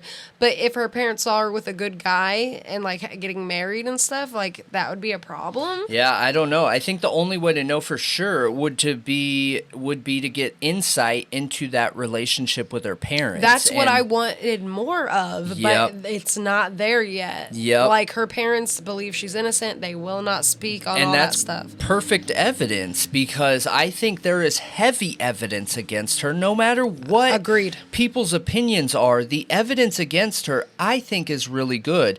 And I think that you could take out the physical evidence of people walking in and how she was doing it to babies that weren't even under her charge, that literally saw something going on, they weren't sure what, and then a baby crashing right after. I think you could take that out, and the circumstantial evidence around her with the psych eval and profile, and with the parents and how she acted and how she was doing things in her job, and the statistics when she was there versus when she wasn't, and she was always there during when one of these babies was ended. I think that is enough by itself. And then you look at the physical evidence of these parents that had walked in on her, that she had physically touched every baby that wasn't even under her. It's all there. It's all there. There is a ton of evidence there. It has nothing to do with the bacteria from the overflowing sewers that happened in there. That does not include air going into veins and lungs and any of that other stuff. And she was torturing the kids. Who knows if she actually meant to end them, but that's what happened. She was torturing them. And was it because of this event that her parents talked about her whole life, and she despised her parents talking about how she almost died because she feels like that death caused the helicopter parent? So now she's replaying that with somebody else's kid? Like, she feel like that she's saving the kids, or almost? she's making that, or she's making herself not feel alone because those parents are now going to experience the same situation that her and her parents went through. So maybe she'll feel like there's going to be more people that relate. I don't know. See, I felt like Munchausen by proxy really made sense because you know what I think? I think that her parents put her on this pedestal. They're obsessed with her. They smother her with love and still treat her like a little girl. And then she goes out in the real world and she's the most basic vanilla, person ever. And she doesn't get a lot of attention. Yeah. And because she used every single death to get attention. She would be texting her coworkers like, oh my gosh, I'm just so heartbroken. Can I take care of your patient? I really need to take care of a baby right now. And then that baby would turn up dead. Like, you know what I mean? Mm-hmm. Everything. She wanted sympathy. Like, she wanted sympathy for everything. And the Munchausen by proxy makes a ton of sense when you look at the evidence, like the things she said. And the things she did lined up with the symptoms of Munchausen by proxy and the behaviors that come along with that. That's what I was highlighting in our last Lucy Letby video, and I think it's spot on. Yeah. No, I agree. But I appreciate you leaving that comment. That got my brain working, man. And that's a good example of what we hope all of our viewers are comfortable giving us. We want all your opinions, even if we don't agree with it. There's been a ton of comments we brought up that we don't agree with, but we still are going to share it with you because of our axiom of if we have the information, we're going to share it with you. Yeah, and I didn't know she almost died at birth. Like, that would have been super helpful information for that video. It would have been. Thank you. It would have been. Thank you. Absolutely. So now we will move into our actual stories. That wasn't a topic? No, that was not a topic. All right. So for this one here, this is 2 of 2 for one of our Idaho4 stories in the Idaho4 universe. Dr. Moore Part 2. Dr. Moore Part 2. So number 1, I will post here. If you guys haven't watched this, I suggest that you go watch it now before this one, okay? Because we're going to start digging right into this one. We're going to dig right into the crime that happened that caused what we talked about here. So on episode 1, we went through who Dr. Moore is, who the Moores are, and what the situation is, and what ultimately came from that situation. Now, this is going to be based on the crime itself, okay? Not centered around Dr. Moore and his experience, but the crime that the police that were involved in this and also involved in the Idaho4 case said Dr. Moore was a part of, all right?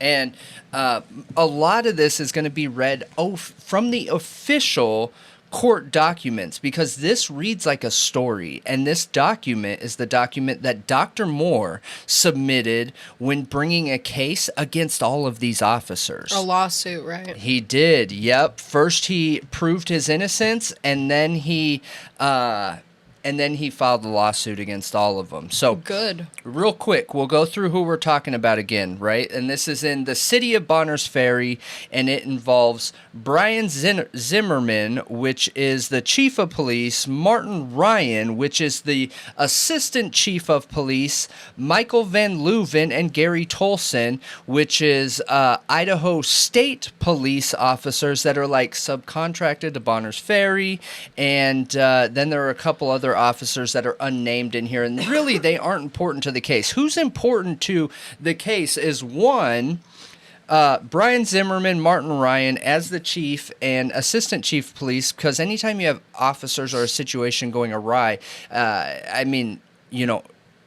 stuff rolls upwards, crap rolls uphill. So, and it was Zimmerman and Van Leuven, the Idaho State policemen, who were also Tolson and Van Leuven. Yeah, oh my bad. Tolson and Van Leuven that were also working in Moscow on the Idaho4 case. That is correct. And on this video 1, we went through some of the correlating facts that are so similar to Idaho4, right? And Tolson was a key player in the Idaho4 conviction. So it's very interesting stuff. But well, indictment, the charges, the investigation. Yep. So the crime itself here, the crime and ending of Dr. Brian Drake, a.k.a. Dr. Drake. So who is he? Dr. Drake was a practicing chiropractor who lived in Hayden, Idaho with his wife, Jennifer Drake, and their 4 children. Dr. Drake worked alone with offices in which he saw patients in Hayden, Sandpoint, and Bonners Ferry, Idaho. And it's interesting. Why would a doctor travel all these places? Well, it talks about that a little bit later. During the period that included the early months During the period that included the early months of 2020, Dr. Drake would spend approximately 2 nights per week in Bonners Ferry, where he would see patients and spend the night away from his family in Hayden. It's about 71 miles away. During one such trip to Bonners Ferry on March 12, 2020, not long after seeing his last patients of the evening, Dr. Drake was shot through the window of his office, struck with a bullet in the back, causing his death, okay? And that crime right there, that shooting, that one shot to the back that ended him, is what Dr. Moore was convicted of. Fingers pointed at him, evidence manipulated in a very similar way to... We don't know that the Idaho4 evidence was manipulated. It just was... It's reminiscent. Yes, it was brought up in a way that just makes you wonder. There's a lot of people out there that wonder. And again, I'm always going to say this with the Idaho4 case, starting every video. We do not care that Brian Kohberger is innocent or guilty. We have no buy-in there. What we're focusing on is a fair trial to find out if Brian Kohberger is the guy or not.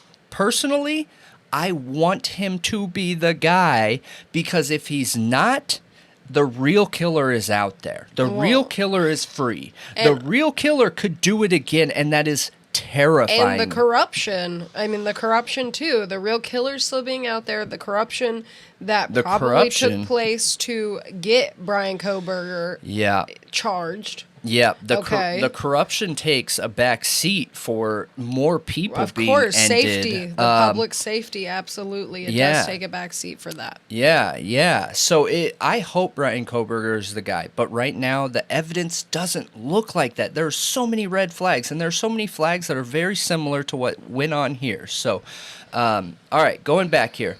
Yep. During we just talked about that. Dr. Drake's... So we just covered Dr. Drake got shot in the back on March 12th of 2020, right after seeing his last patients, okay? So Dr. Drake's office was situated approximately 16 feet from a building to the southwest known as the Far North Coffee Lodge. The space between Dr. Drake's office and the Far North Coffee Lodge was utilized as a drive-through window for the coffee shop. The Far North Coffee Lodge was owned and or operated by defendant Ryan. Ryan's brother-in-law and Ryan's wife worked at the coffee shop's drive-through window. That's right. Assistant Chief Ryan Zimmerman is tied to the coffee shop that is 16 feet away from the window where the bullet went through and hit this guy. Dude. Very strange. It is super strange. We are not trying to say that he did it or had anything to do with it, but the only option here is that bullet came from that coffee shop, or it came from the 16 feet difference in between the two. And his brother-in-law and wife were working there. Red flag, right? At least to ask more questions. You know, I read in an article that, I don't know if this is mentioned in there, but that Dr. Drake was on the phone with his wife at the time he was killed. Does it talk about that in there? Because I didn't remember that detail. It does.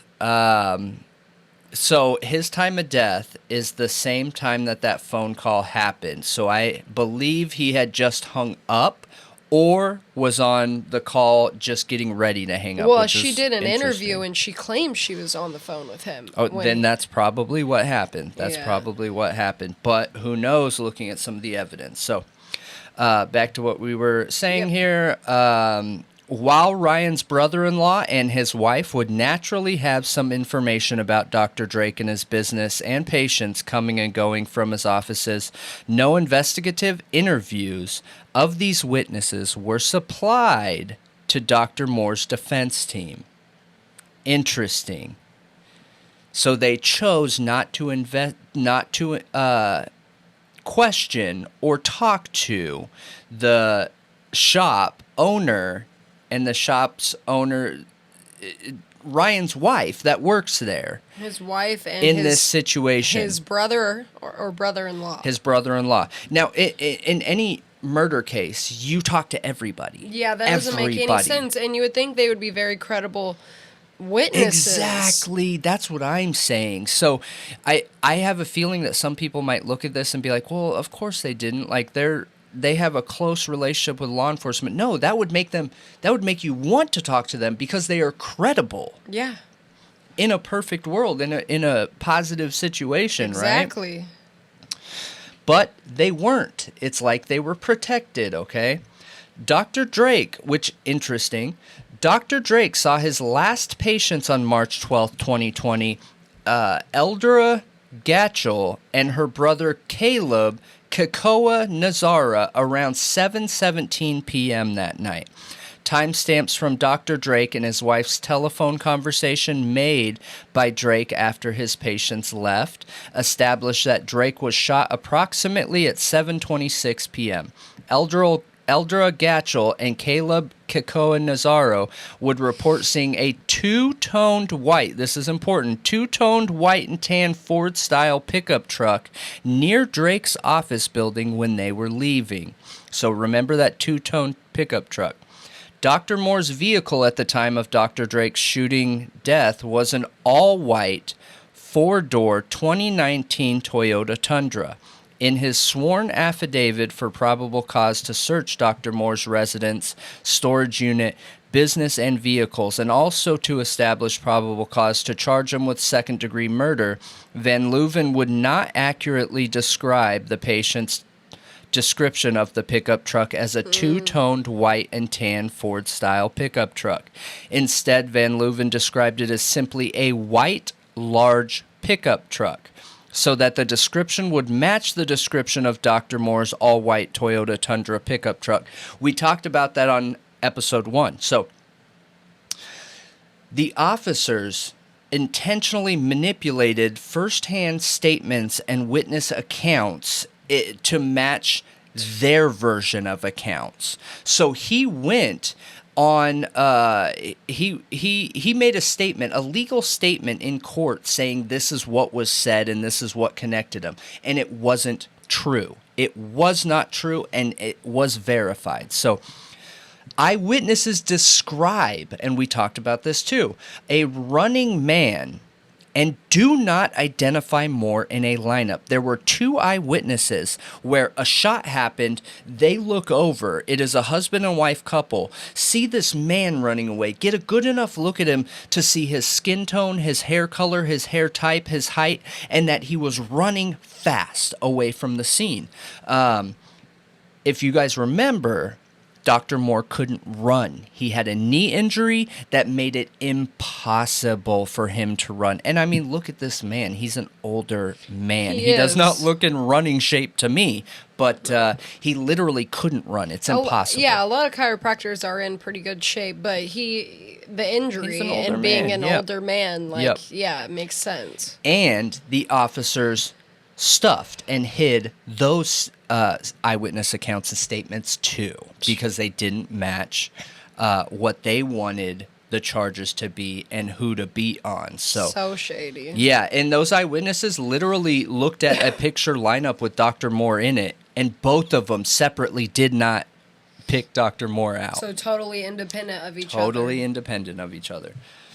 An eyewitness named Isaac Funderburg was outside his apartment in Bonners Ferry when he reported the 911 call having heard a gunshot across the street, the location of Drake's office. Funderburg reported seeing an adult male dressed in dark-colored clothing walking northwest from between Dr. Drake's building and a fence on the north side of the building immediately after hearing the shot. The figure he saw reminded him of a clerk he knew from a local gas station, a description wholly inconsistent with Dr. Moore's appearance. When Funderburg yelled, "Hey, was that you?" referring to the gunshot, he saw this person run away toward a business located not far from Dr. Moore's office. This guy got a close enough eyewitness account of this guy to say that he looked like a gas station clerk that had helped him at one time.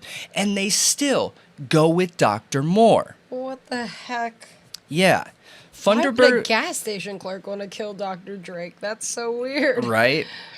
I have no clue. Who knows if that's even who knows if that's even true? Right. And it was that guy, but it reminded him of it. Yeah. So Funderburg's fiancée, Aaliyah Sandelin, also heard the shot and observed the figure running away to the northeast also. Funderburg and Sandelin were later each shown a photographic lineup that contained Dr. Moore's photograph. Neither identified Dr. Moore as the person they saw running away from the scene of the shooting of Drake. Indeed, their description of the running man was a person with different skin, different hair color, and entirely different stature. Crime scene evidence. The scene of Dr. Drake's murder established that he had been shot through the window of his office in his back, and his body was found on the floor of his office. The bullet fired came from the direction and location of the far north coffee shop near the shop's drive-through window. Dr. Drake's phone was recovered, and the call times with his wife confirmed. And what a good alibi. You know what I mean? His wife? I wasn't there. I was on the phone with him. What are you talking about? That is exactly what I was thinking, I know. dude. I know. I have just this... I think anyone would think that because it's so obvious. Like, oh my God. I have this inkling that she's involved, guys. So, and you'll know why in a second. To it, yeah. So, inside Dr. Drake's vehicle, parked at his business, was his gym bag containing a bottle of vodka that had been partially consumed. Dr. Drake's blood alcohol content, as determined by his autopsy toxicology report, was 0.081, over the legal limit to legally drive an automobile in the state of Idaho. Alibi witness Mick Mellett. During their investigation, law enforcement, and we talked about this last time, law enforcement spoke with Dr. Moore 2 times prior to calling him into their office for a custodial interrogation where they forced him to interrogate. That's what we talked about. So so deep and in depth on that last episode. Dr. Moore disclosed that he had spent the evening of March 12, 2020, with his close friend and the Boundary County coroner, Mick Mellett. On May 19, 2020, ISP detectives Alderson and Van Leuven interviewed Mick Mellett, who confirmed that the Moores were close friends and spent time at his home frequently. Further, Mr. Mellett confirmed that Dr. Moore was at his home on the evening of Dr. Drake's shooting from at least 6:15 p.m. until around 8:30 p.m. after the shooting had occurred. After charging Dr. Moore with second-degree murder, Ryan, the assistant chief, confronted Mick Mellett in a hostile way about having provided an alibi for Dr. Moore's whereabouts on the evening of Dr. Drake's murder. Ryan, and remember, Ryan's connected to that coffee shop, you guys. Yep, he is. Ryan suggested that Mellett's alibi was causing people in law enforcement community to not want to work with him in his professional capacity as county coroner. This contact was egregiously designed to harass and dissuade Mr. Mellett from providing an alibi for Dr. Moore and violated the laws of the state of Idaho, which prohibit efforts to intimidate witnesses to prevent their testifying in criminal proceedings. Okay, a couple stats here before we go on. Around 30% of all murders are family murders, okay? That includes any kind of family member, boyfriend, girlfriend, husband, wife, okay? Now, out of all family murders, because that 30% is really the only statistic we need to focus on with this here. The other 70 are completely different. They're like walk-up robbing, situational, not family members. 75% of murders who were classified as family murders were a husband to a wife to a husband, a boyfriend to a girlfriend, or a girlfriend to a boyfriend. That is so much, you guys. That means 3 out of every 4 family-style murders are the husband to the wife to the husband, boyfriend to the girlfriend to the boyfriend. Yes, the partner, okay? That's important in this, I think. So, the Drake family and Jennifer Drake. At the time of Drake's death, his family was suffering financial hardship. Financial hardship, one of the main reasons we see this stuff happening. Was suffering financial hardship resulting from Dr. Drake's inability to meet the family's expenses with his business income. At or near the time of Drake's tragic death, the Drake family had resorted to seeking financial assistance from their church. At the time of Dr. Drake's death, Dr. Drake had developed an alcohol dependence which greatly distressed his wife, Jennifer. The Drake marriage had also suffered some setbacks relating to inappropriate conduct by Dr. Drake. The Drake family had moved to Idaho from Austin, Texas after Dr. Drake had inappropriate contact with female patients in Austin. This female patient, through her legal counsel, had made a demand for payment for the injuries Dr. Drake had caused her and threatened legal action. Dr. Drake attempted to resolve this dispute on his own and offered money to the female patient to resolve the dispute. That, in my opinion, proves guilt, but I don't know those details. We can look them up later. Jennifer Drake had also discovered other conduct by her husband that involved a serious violation of her trust. Jennifer Drake had secured a $1 million life insurance policy covering the life of her husband, Brian Drake, prior to Dr. Drake's death, and said the policy was in effect when Drake was shot. Interesting. It is interesting. Prior to starting his own business, Dr. Drake had previously practiced with other chiropractors in the Hayden and Coeur d'Alene area. Upon information and belief, left those practices after inappropriate physical contact with a female staff member at one of the offices and pursuant to a dispute he had with one of the managing chiropractors at another office. Jennifer Drake reported to law enforcement that she believed one local chiropractor with whom Dr. Drake had worked previously was the likely shooter because her husband had taken several of the chiropractor's patients when Dr. Drake left the practice to open his own practice, okay?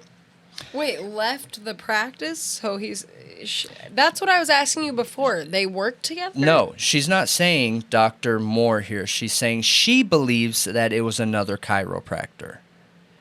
Because he had bounced around to so many different offices, she told police that she believes it was another chiropractor. Where she got this information, who knows? This is a wild statement to make, and it's even wilder that police took her information. Yeah. A grieving wife took her information and ran with it. Well, no, they will take a statement from the wife and say, like, did your husband have That's not what it was, have though. any enemies? That is not what it was. To say it's a chiropractor because he bounced around offices and was making more money in his own practice, that is not nuts. even making more money, that he was taking some of their patients. Yeah, that's just the most ridiculous thing I've ever heard I agree. in my She's life. not law enforcement. She is not law enforcement. The only information you should use is information that you gain through a conversation, interrogation, investigation. One of those. You don't take personal text messages from a grieving wife, potentially grieving wife, and run with those. Yeah. What is wrong here? Yeah.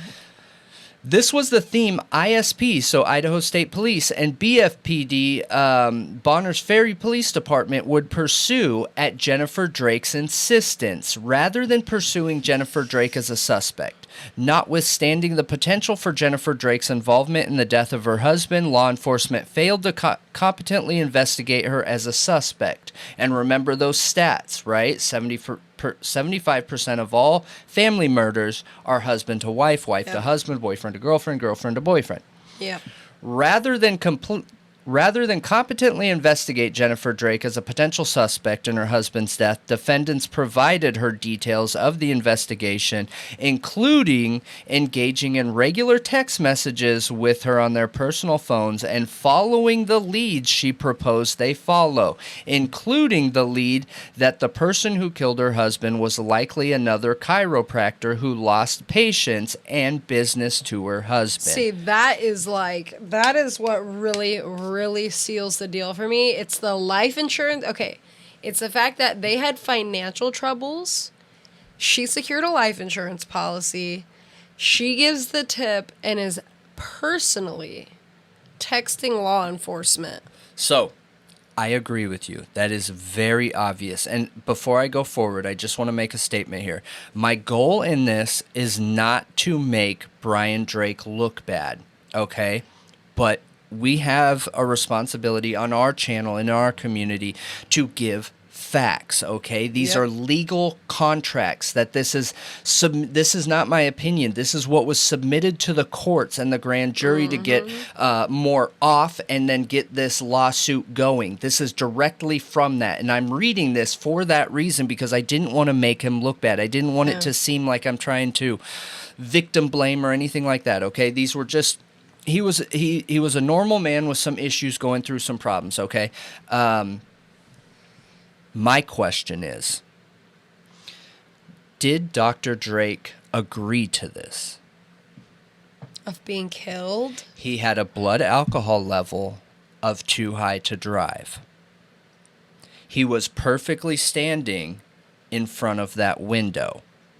Did he put his family, 4 kids, you guys, which is a relatively big family, okay? 4 children and a wife, that he lost all their money from sleeping around with other people, having 2 forward of contact with other women he worked with multiple times here, over and over and over. Right? Patients and people he worked with. It was 4 different times here, 4 separate. 3 of them were people he worked with. 1 of them was a patient that came after him financially. Did he feel bad in this situation, and did he help conspire to try and get his family out of trouble? Like, if I can get them a fat payout, then they're better off without me and they'll be okay. And Yes. Interesting. I never even thought of that.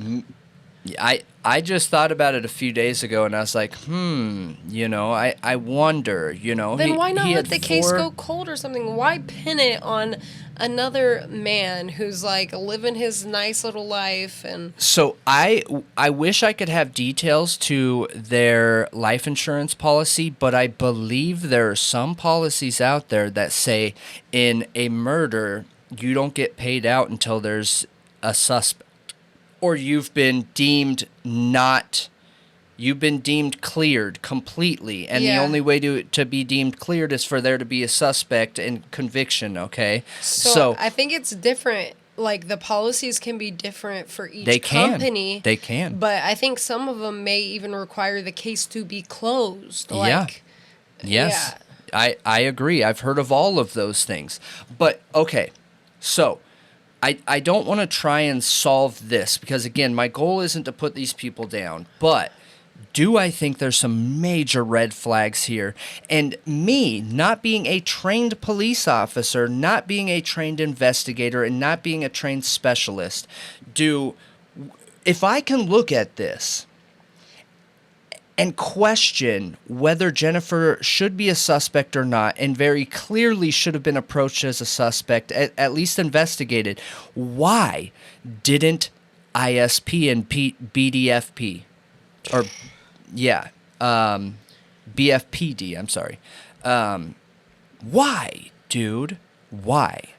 You know, I don't know. That's my main issue in it, obviously, is the fact that the police department, like, even if she did plan it with her husband, like, why did they just take her little weird theory she came up with and run with it? I don't know. And then frame somebody. And the business being 16 feet away that is directly tied to the assistant chief of police. That is so strange, you guys. One of our theories when we've talked about this before was Jennifer Drake hooking up with an officer? Yeah, because was she hooking up with Ryan? Texting them on their private phones. Yep. You know, so she was. That I was about to say that was my theory, was that she was hooking up with him. The only thing is Ryan's tied to that, and Ryan's wife works there, so they're married. Could there be a love triangle? Sure, there could always be a love triangle. But was Ryan tied into this somehow with another officer? Because if we have 4 officers at least, with 2 unnamed, 4 total named, 2 unnamed, that were involved in forcing this charge down Dr. Moore's throat, when he very clearly, you guys, after hearing these 2 things, like, I need your opinion, but reading this, it is so clear to me that he was nowhere near there. An elected county official, gave him an alibi. He was with him during the crime. What? We have truck manipulation. It went from a 2-tone to a white large truck. We have burying eyewitness accounts, 4 total. We have lineups that were buried. We have they forced it on Dr. Moore. Did they do that to get the insurance payout, knowing Dr. Moore would get off? That really all they cared about was making a conviction, and then didn't care if it got turned back over? Like, you know what I mean? Yeah, that's what do you think? I was almost questioning if a police officer did it, like literally killed Drake for the money, like she made some kind of deal, or, you know, they were hooking up and then she was like, hey, like, we could be rich, you know, or like, I don't know. I was just thinking of several theories like that, but that is my question too, is why Dr. Moore? Why go through all that trouble of pinning it on this man and manipulating the evidence and witness tampering and witness intimidating and everything they did, even after the fact, stalking his business after he was exonerated? Like, we know he didn't do this. He was exonerated. They provided exculpatory evidence. And now he's suing them with all of this evidence. So that's been my hang up the whole time, is the why. I agree. And so now tying this back to the Idaho4 case, 2 of these officers, ISP officers, the Idaho State Police, were involved with the Idaho4 case. One of them was a very key investigator, one of the lead investigators who chose who to talk to, when to talk to him, what tips were credible, what tips weren't, what we needed to search, what evidence we needed to gather, what evidence we didn't, what needed to be sent in, what didn't. Like, you guys, one investigator, you guys, can make or break an entire case. The entire thing. You know, there's this idea in the Idaho4 case that there's some big grand conspiracy. I personally, I see how people think that, and I respect it, and I understand why people think that. But in a lot of cases, we can see one person can create a huge pile of crap. One investigator can create a massive conspiracy-esque looking situation, because all it takes is one person not to be honest, one person to manipulate evidence, one person to pretend they found a photo of somebody's car during this time. And it poisons the rest of the investigation. And it poisons everything, because we also deal with blue blood, and officers want to trust other officers because of trauma bonding and being in horrible life-threatening situations, and they're your fellow police brothers, and that goes all the way up the chain. And then you have the prosecution in the state who needs to back the police department, so they trust everything they say no matter what, until they're in a situation where we see in court with Ann and then the prosecution, and the prosecution is in a situation where they're like, look, I don't even want to tell you why we did this thing with the cameras here, and there isn't 3 other DNA profiles, even though it clearly shows and proves that there was other DNA. You know what I mean? Like, one person can start this snowball to where it now becomes damage management from all levels. And I think it's important to know that the person that created this major pile of junk was a key investigator in the Idaho4 potentially major pile of junk. But again, we try really hard not to go tin hat, you guys, because it usually isn't tin hat. It usually is somewhere in between the mainstream story and tin hat. It usually falls somewhere in between. So we try to stay logical. We try to stay unbiased, and we try to stay somewhere in between those opinions. And I think with the Idaho4 case, almost everyone is slowly seeing this fall apart. We were promised slam dunk. There isn't slam dunk. So what is up? Yeah, I find it really interesting now. The ex-investigators, all these people coming out saying there's holes. Like this, big time. This is basically an open investigation. Like, the evidence is not good. The FBI doesn't want to touch it with a 10-foot pole. They're continuing to say, look, we didn't have anything to do with this investigation. We just supported the evidence that was given to us. Yeah. But I would love to know what you guys think about it, how you feel about this. Am I way off base here?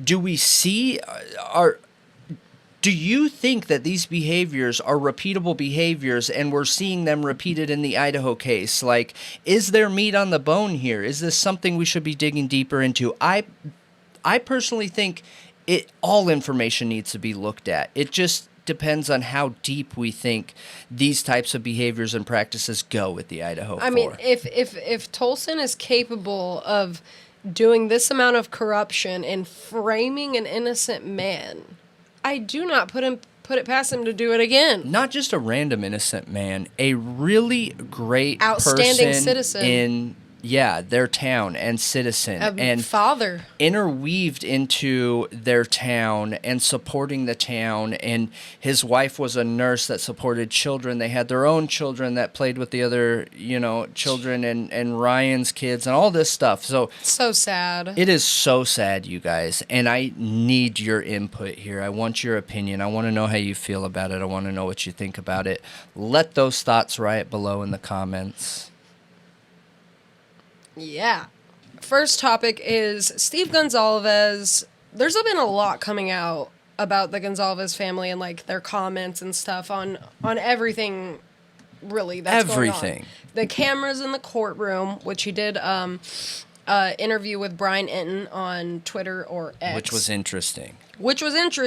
And watch our live stream. Yes, and we'll get to that in a second. But first, I wanted to mention the Daily Mail article. There's also like a New York Post article where I think it all has to do, which they didn't say in the Daily Mail article that this had to do with the 48-hour special that I saw. Maybe I'm missing it. But it all surrounds, and we talked about this on live stream too, that the parents are saying that Kaylee was trapped by the body of Maddie that night, and that she tried to escape the killer. So, trapped as she was trying to escape the killer. So Steve basically says she was stuck in her bedroom because of the property layout. Yeah. I think he's just... I've watched a few content creators talk about this, and I think that he's talking about how the bed touched 2 walls. So the headboard was against the wall, and then her side was against the wall, and then the door was here. So there was no real exits, right? Right. So I assume that's what he's it talking is. about. That is exactly what he's talking about. That the headboard was against the wall, the left side of the bed was against the wall, and then at the foot of the bed on the left side is the door. And clarify what you mean, though, because I was confused, and the way that you worded it is what made me confused when we were talking about it on the live stream. You're talking about she tried to get help after the crime was committed. Well, see, it doesn't clarify that in any of his comments or the article. It does not clarify that. I was theorizing. So I don't know if he means Maddie was literally getting attacked and she was trapped. What I assumed, personally, was that they both were attacked. Maddie was attacked, she was attacked, and then Maddie was on top of her, and they're also up against the wall, and her feet are at the foot of the bed, and then above her, so she couldn't, like, push and, like, fall off the bed, so she could crawl or make noise or get to a phone. Like, she's literally stuck there in a corner with Maddie on top of her, and she's wounded, and Maddie's dead, and she can't get because like a dead body is heavy, guys. It's extremely heavy at dead weight, and she's injured on top of it because Maddie's a little girl. She's small. She's a small girl, which I don't mean like child, but like she's tiny. So what I assumed was that she's hurt. She can't find any way to roll off the bed or push Maddie off of her, so she couldn't get help, so she died there. Yeah, see, and what I was assuming was the other way, which makes me feel like, why is this being brought up? Because if somebody's... And what I mean by that, okay, and I'm not trying to be harsh towards her father, Mr. Goncalves, but, like, they've been in the media a whole lot, okay? So when I'm looking at some of the statements they make and I'm scrutinizing their statements the same way I scrutinize anybody's, it's not like I'm singling him out or anything, it makes me feel like, is he trying to make her stay relevant for a reason? Is there something else he knows that makes him feel like he needs to keep bringing her up and the situation up? Is it making his loss easier? Like, these are the questions I'm asking. Then when I look at this statement, the first thing I think is, well, yeah, the suspect came in the door. It doesn't matter what room she's in. She's trapped. Yeah. If the suspect comes in the doorway with a large bladed weapon, it doesn't matter where you're in the room, you're trapped. So, like, the importance of her being on the bed on the side that's against the wall, I started thinking, is he saying that to bring up some kind of lawsuit? Is he, like, what is the importance of this? Because all of the victims were trapped. All of them, you guys. Ethan was trapped, even if he was found outside the door in the hallway. They were all trapped because they were laying down, unsuspecting, and walked in on. Yeah, maybe. So I agree with you, but I could see, like, if it were a bigger bedroom and it wasn't up against the wall, say the killer came in and tried to get Maddie, she could somehow go around and run. I mean, like, she's not a 70-year-old woman that can't get up. I would assume, and I'm way... That's a tiny room. I'm if the way killer's older, right there, I don't think you could get out. I'm way older than her, and if I'm on the ground, I can pop up like this. Yeah. Immediately, just bam, pop up, right? So she's younger than me by like a decade, and she would be able to just boom, pop up, no matter where she's at, right? If I was her, and again, I'm not trying to say anything was done wrong, but if I was her and I just wanted to get out, I would think, look, I'm going to stand up on the bed and I'm going to try and jump over you, because if I hit your head, that's just winning for me. You know what I mean? But I don't know. Maybe I'm just not understanding, which is totally possible. Yeah, right, which they don't give, like, super detailed information. It further goes on to say they were sleeping in the same bed, which we already knew, and that they have evidence to show that Kaylee awoke and tried to get out of the situation, but was assaulted and stabbed. So I think you're right. My assumption was wrong, because they're saying she awoke, tried to get out, but then was assaulted and stabbed. So, like, Kaylee was first then, and she woke up to Kaylee being ended and tried to get out? No, Maddie was first, is what they're believing. Okay. It said Maddie was on the outside, Kaylee was on the inside, up against the wall, and Kaylee's mother thinks that the killer's plan went awry. Oh my gosh, it went awry. Ari. Yeah, so dumb. That's how I used to pronounce it as a kid when I read it in books. It's awry. We need to make an emote, Ari. Adding that he intended to kill 1, but killed 4. So I'm assuming what they're alleging is that, which from what I've seen suggested, is they think he came in to kill Maddie. That Maddie was the target, and Kaylee was a victim of circumstance because she wasn't supposed to be in that room. She's supposed to be in her own bedroom. You know what I mean? And that Ethan, like, are they thinking then that Ethan and Xana woke up, went to investigate? And I saw Harsh talk about this too. He said, does that mean that whoever said, it's okay, I'm here to help you, was to Ethan and Xana to get them to chill for a minute because they were up in arms, like, what's going on? And they were, like, because he was in the hallway. He was not asleep in bed. He was in the hallway. And Xana was found on the floor in the bedroom. Well, there's some argument between if he was in the hallway or if he was back against the door because of the statement Hunter made or regardless, whatnot, he wasn't in bed. Yeah. He was in the hallway regardless. Yeah. And that audio from TrueCrime Design, and shout out to TrueCrime Design for that audio. It is so chilling. We hear a male voice say, "Let me out." Oh my God, like he was trapped in the room? the room? Like he was trying to get out.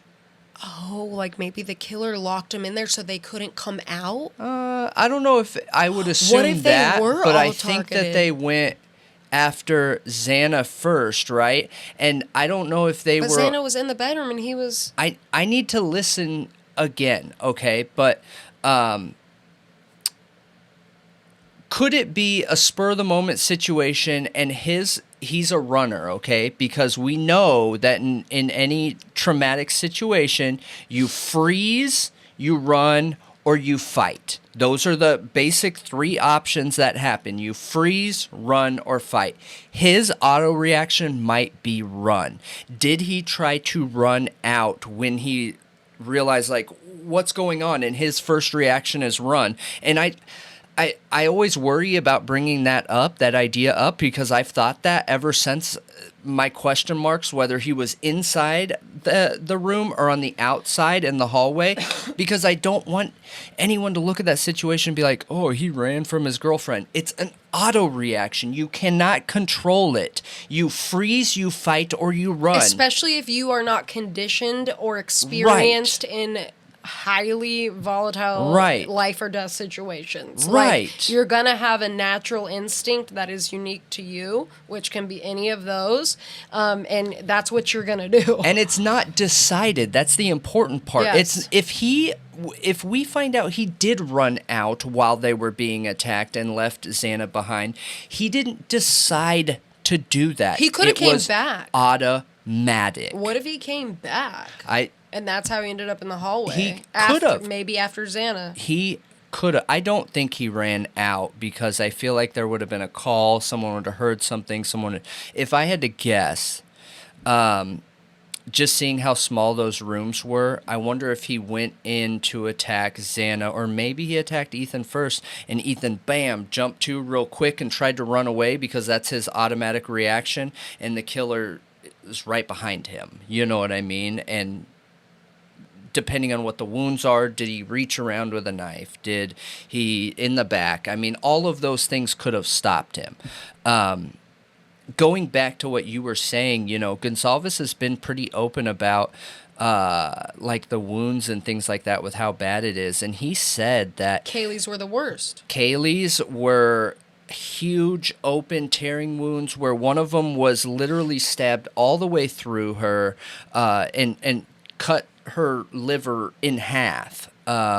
So I don't know how you would have ran from that. These wounds were so bad, you guys, that a description is a bomb going, like a blood bomb going off in there. And these aren't wounds that you could recover from. None of them could have been 911 called. I'm feeling lightheaded after you saying that.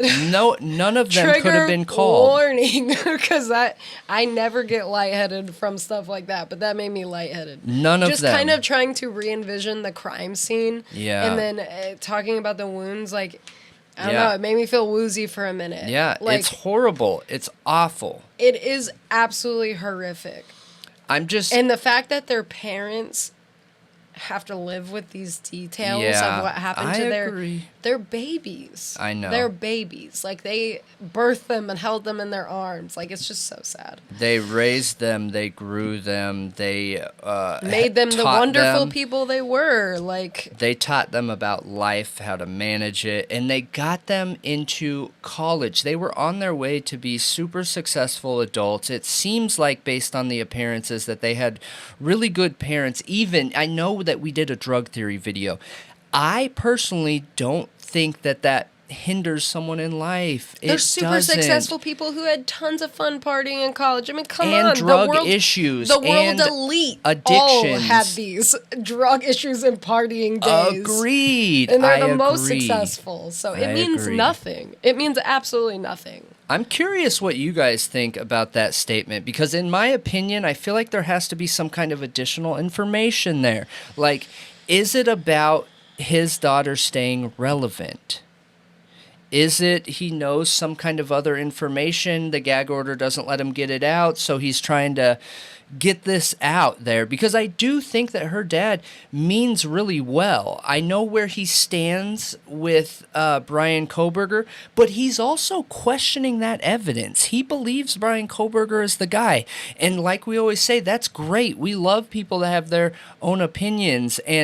But at the same time, he's also saying it needs to be open so everyone can know the evidence. Yeah. So one other thing they mentioned was they again doubled down like on them thinking it's Kohberger, and it said we're not just going to sit back and cross our fingers and pray we're going to get justice, as what Steve said. And his wife said he's going to feel all of us staring at the back of his head, and he knows what he did to our daughter. They also doubled down that he was following them on Instagram. And it appeared to be his real account, and they are undertaking their own investigation. I think that's great. There's no such thing as too much evidence. The Instagram thing, though, dude, I don't know. It doesn't look like he was following them. His lawyer, Ann Taylor, cannot just come out and say something like that. She could perjure herself and get his whole case messed up. Yeah. Get herself taken off case. She could get in trouble. It is not okay for a lawyer to come out and say something like that if it's not factual in any way. Okay? Yep. So, could they be getting fooled by a fake? It was a sworn statement. They could. Oh, absolutely. How skilled are her parents with technology? Or whatever investigator they have. Like, I want to know those details before I jump to that conclusion, because I'm not just going to say Ann Taylor's lying. That's absurd to say a lawyer just perjured herself, risked her whole career to lie about one thing. And we say the same thing about the prosecution, too. And they have a lot of red flags that pop up on their side with the missing DNA and everything. And we are quick to say that, hey, they're an attorney, they're a lawyer. Do we really believe that they're just going to throw their whole career away for this? More than likely, there's a flaw in the chain somewhere else, you know? And it goes the same for the defense in this situation. Yep. Absolutely. I mean, that's really the gist of the article. Like, they go into Xana a little bit and about the family saying, like, you know, the sister saying she spoke up for the first time, and I think it's going to be in the 48 hours about Xana and how amazing she was, and she couldn't believe that this happened to them. They were all good people, and, you know, that Xana fought back and had defensive wounds. But that's the gist of it. Yeah, I think it's phenomenal topic to touch on. There's been a lot of updates this week, so I think it's important to touch on all of them so that we can keep our viewers up to date. Yep. And with what we hope is unbiased coverage and opinions, that's the goal here. I want to know your theories on this information and what you think about Steve coming out with this information, what you think it means, because I'm not 100% sure. Like, I do think it gives us some clues to kind of, jump off of about what actually was going on in that house at that time. And you're right, that audio is eerie, and it makes me think about that audio too. But yeah, let us know what you think. And next we're going to dive into some more comments that Steve made that are also very interesting. Yeah. With this story, welcome to my ADHD obsessions. We've talked about this story a couple times already, and I can't let it go. And people have been interested every time because when I come across something like this, it doesn't make sense, man. It's like, I don't even know. I can't even explain to you what it's like. But so what I did and what we're talking about, I have named it the Northeastern Slasher. Okay, so there have been multiple knife crimes that are very, very, very similar to Idaho4, and very, very, very strange recurrences with all of them, okay? I did include an extra one in here because we like to respond to our viewers, and somebody was talking about this case. Now, I don't believe that this additional case has anything to do with these, but I did want to talk about why. So, right about now, you will see something pop up on the screen. I know we have some audio listeners, so I'll do the best to explain what we're looking at for audio, while our YouTube and visual watchers will be able to see what's going on here. Excuse me. So, this is what I made. I made a table and chart, okay? And it has on the top row the names of the victims. So who we're going to be looking at is Sandra Ladd, Travis and Jamie Lynn Jewton, and the Idaho4 murders, okay? Now, on the left-hand side, we have the date of the crime, the time of the crime, the weapon used, the potential, and I know this is theory, excuse me, I know this is theory, but potential cooldown. And I know you guys have heard us talk about this before. It's a very big deal when you're talking about serial enders. So their cooldown period is very, very You're saying like predictable? Yeah, expected, predictable. It's almost the same every time, where they get the itch, they start hunting, they end somebody, and then they're on cooldown where they relive that ending over and over and over and over. And every serial ender is different. Some of them it's around 3 months, others it's around 12 months, okay? So we're breaking down that number to see if it's comparable. Next we have personal information here. That's going to be age, location, pets, others present, so other people at the scene, forced entry, DNA left, and then just below that we have other details, and of course I had to include bushy eyebrows and where was Kohberger at the time of these crimes. Okay, so we broke down all this information. We actually went deep here. Now, the fourth one I'm talking about, guys, is Julie Ray of Lawrenceville, Illinois, which from an outsider perspective, without digging into the crime, it looks like it could match, all right? It was 2 people home. One of them was ended by a knifed assailant.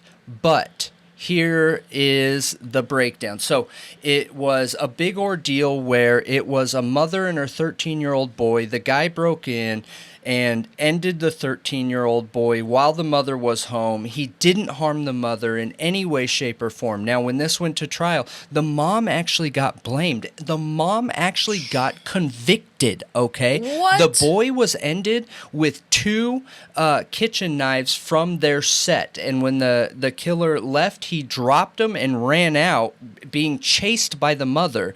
They thought the mom did it, all right? So the mom literally got convicted of this crime. Now, oh my God. Later, about a year later, and she was going through all the things to prove she didn't do it. Like, what an awful situation to be a mother of a 13-year-old boy and lose him and then be blamed for it, right? No kidding. There was there was a serial ender around that time that focused on children, that used knives, that traveled around, that got convicted in Texas, caught and convicted in Texas. And that person's name is Tommy Lynn Sells, all right? Now, Tommy Lynn Sells is since deceased, but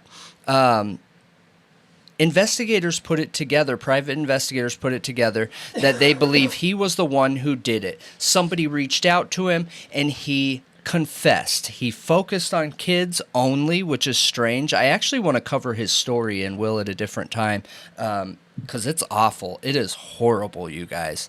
But he confessed to it and gave details proving why he was the guy. It was details not released, things like that, to prove the mom wasn't it. So we know who that was, right? Well, on these other times, he wasn't in the area to be these others, and there's some very key differences, all right? So I figured we'll just start from the top here. For those of you listening to this the first time, that wasn't on our I'm coughing too right now, so that wasn't on our live stream and didn't see the opening video for this topic. Sandra Ladd was a victim of a knifed crime, okay? She was 71 years old. A horrible, horrible act ended in her sleep, and her family has no idea who did it. They've offered a reward for information, and nothing has come of it, and it is a cold case. Now, who is Travis and Jamie Lynn Jutton? They were a newly married couple that had been together for a very long time.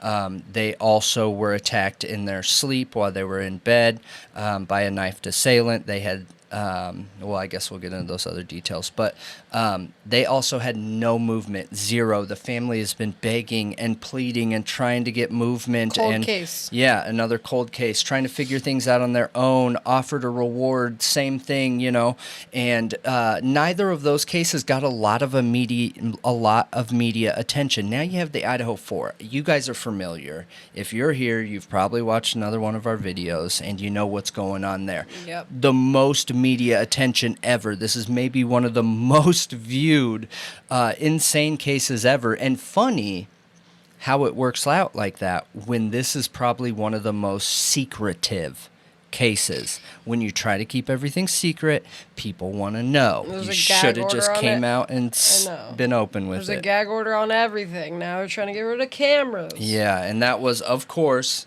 if this is your first time here, Ethan, 20 years old, Xana, 20 years old, Kaylee, 21, and Madison, 21 years old. So young. All these cases are awful, you guys. But why we're talking about them is I feel like there's a connection. Now, we say this on every single video. We've already said it once tonight, and I'm going to say it again. We don't need Brian Kohberger to be innocent. We don't need him to be guilty.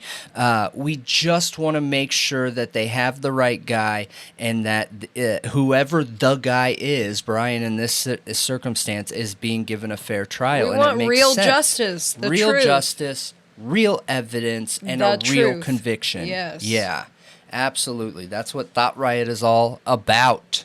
All right, so let's start going through this. Date.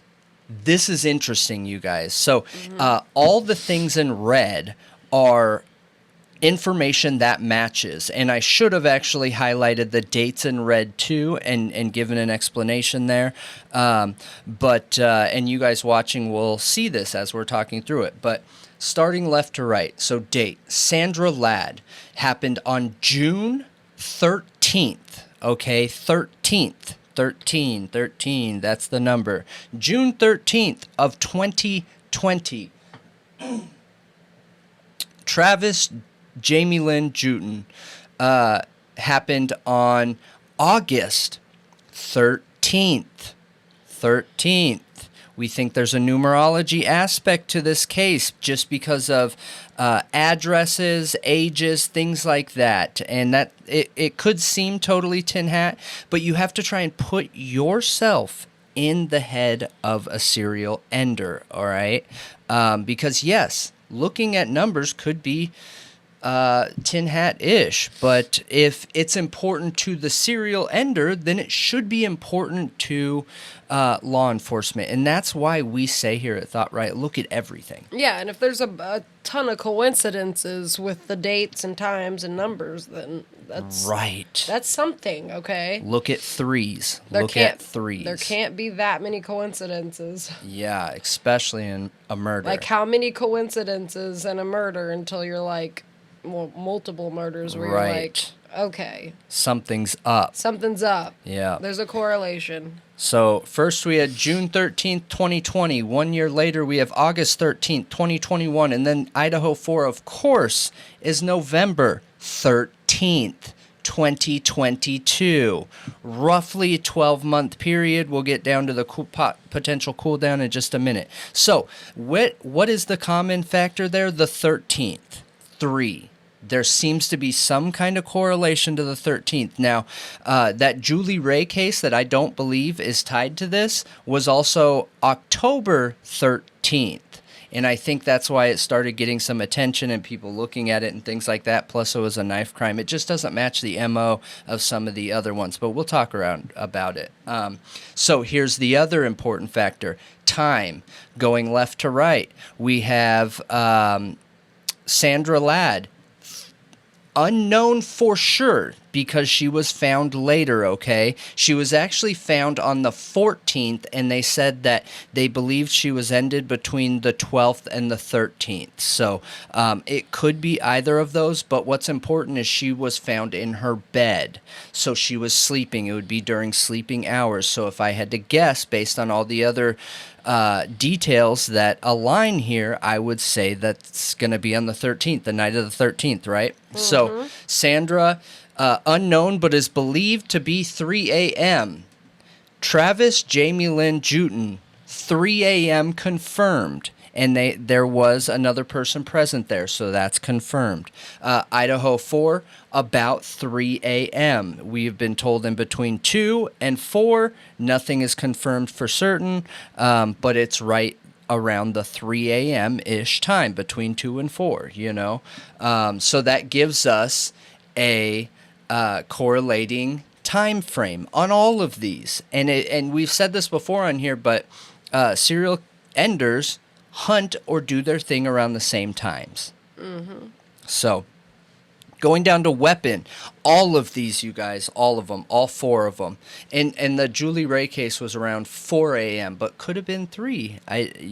She wasn't sure. She went through a traumatic event. Even if the Idaho4 was, like, actually 4 a.m., like they're saying, all of them, it looks like, would have taken place between 3 to 4 a.m. anyway. Yep. So I think that's important. It is important. Even if it's not about the 3s, and it's just they work night shift and that's when they get off. It sure seems it's about 3s.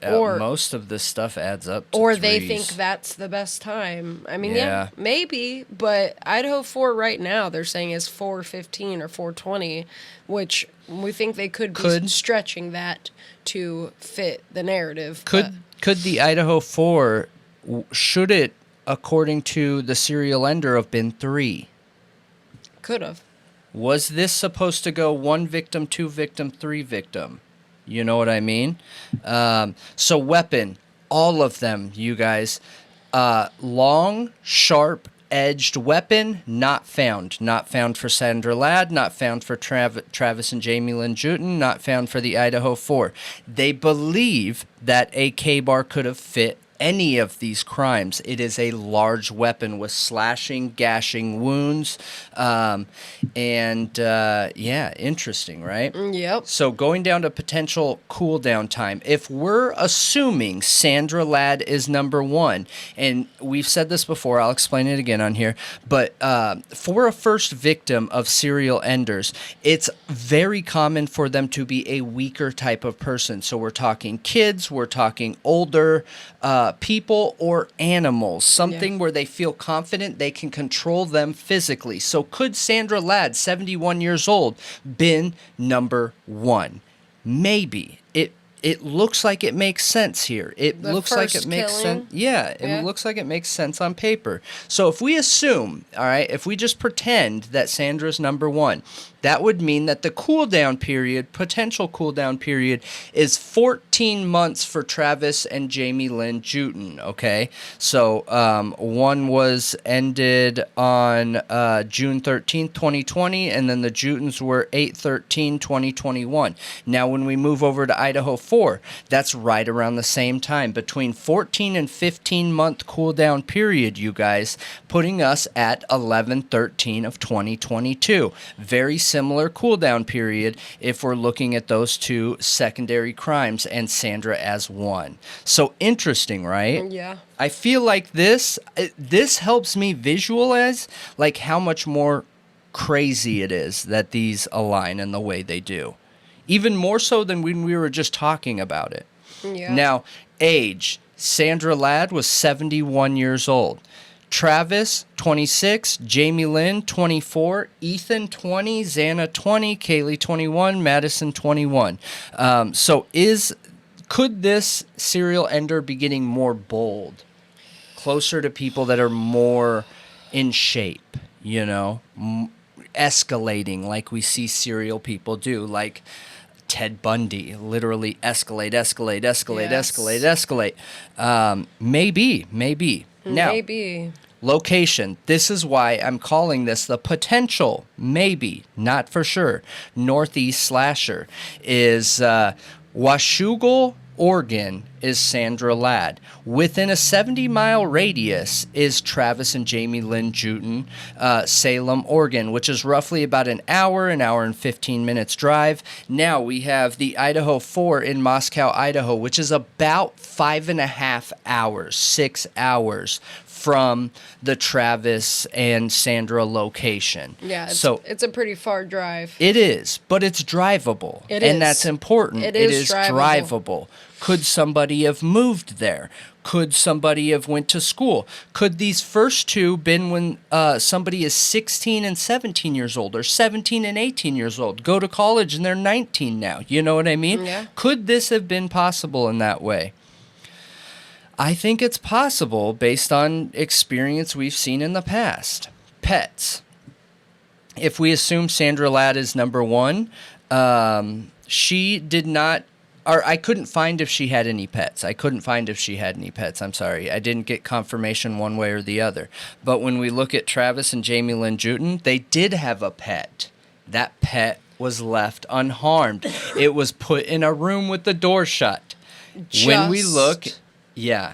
Like Idaho 4. Dog put in a different room with the door shut. If you're going to end a bunch of people, why the animals? Like, I don't... That's a strange coincidence, right? An uncommon coincidence when you have such a lack of a concern for life in humans. But you make sure the animal is closed in the other room. Kohberger's a vegan. Yeah. Maybe it's him. Right. He's a vegan for health reasons, though. But yeah, totally. Others present. This is important. With Sandra Ladd, no. It is not known that anybody else was present during this crime. Travis and Jamie Lynn Juten, yes, they were leaving to Hawaii the very next day to travel together, and they had someone staying over at their house, a friend that was going to watch their animal. And the Ender walked right past that person in the house, like they knew the area, maybe like had been watching. A guest bedroom, right? Yep, Yeah. watching. Oh no, a couch. They were on the couch. Yep. Oh. Walked right past them, like they were focused on what they were doing, like they knew where they were going, and went to town on Travis and Jamie Lynn, unfortunately. Now we look at the Idaho 4. As you all know, yes, 2 other people were present during that, right? So, forced entry, starting with Sandra Ladd. We have no forced entry. Again, I think that's super important. With Travis and Jamie Lynn Juten, no forced entry. Super important. Yeah. Idaho 4, no forced entry. Super important. We got it. It's important. Was this person stalking? Like, the reason why I'm saying that is because I want to know the reasons surrounding it. Did they pick the victims based on knowing that they leave a door unlocked? Did they already check the day before for a window unlocked? Like, how did they know? Yeah, and I do think it's interesting that the Idaho 4 house had the keypad door lock, which means they would need to know a code. Now, granted, Kaylee's sister did say that a lot of people had that code. So, yeah. But that would imply it was somebody they knew. Yeah. Yeah. Unless they got in they're through at an unlocked door. Or they're at college. How many people have been at that house partying that we saw in body cam footage? Could somebody that was stalking go into that party and start talking to them, or other people that had the code and been like, hey, I need to go grab something from my car. What's that code again for the house? You know, could they have been doing like reconnaissance in there? Yeah, it's very possible. Another important aspect, DNA. Sandra Ladd, no DNA at crime scene could be found. The Jutens, no DNA at the crime scene could be found. Idaho 4, yes, DNA found, but questionable based on it being touch DNA. When I'm referencing the DNA, I'm more specifically referencing direct DNA, which is going to be blood from the suspect. And the reason, like, why I put that there is because during knife crimes, it's very, very, very, very common that when you're doing stabbing motions that your hand slips, especially when blood starts coming out and things like that. And it's super common that a suspect will slice their own hands right here, which you would leave blood then, DNA at the scene. And none of that was found, which makes it feel like the suspect had experience with a knife, or they were experienced enough to own a knife that would combat that issue. Mm-hmm. You know what I mean? Mm-hmm. So, yeah, interesting. Other details. Unknown for Sandra Ladd. No one was present. She was found about 24 hours later. We don't know any other details with it. So, Travis and Jamie Lynn Juten, it was a masked intruder, only showing the eyes, confirmed by the person staying in there to watch their animal. Idaho 4, masked intruder. Again, I know this is questioned, and if we're going to hear more and find out more of those details, but we go with what we know, and masked intruder, right? Shows the eyes, bushy eyebrows. Yeah. Bushy eyebrows, Sandra Ladd, unknown. Bushy eyebrows, Jutens, unknown. Bushy eyebrows, Idaho 4, yes. Very important. Bushy eyebrows as evidence. Incredibly important. Yes. Would I be considered to have bushy eyebrows?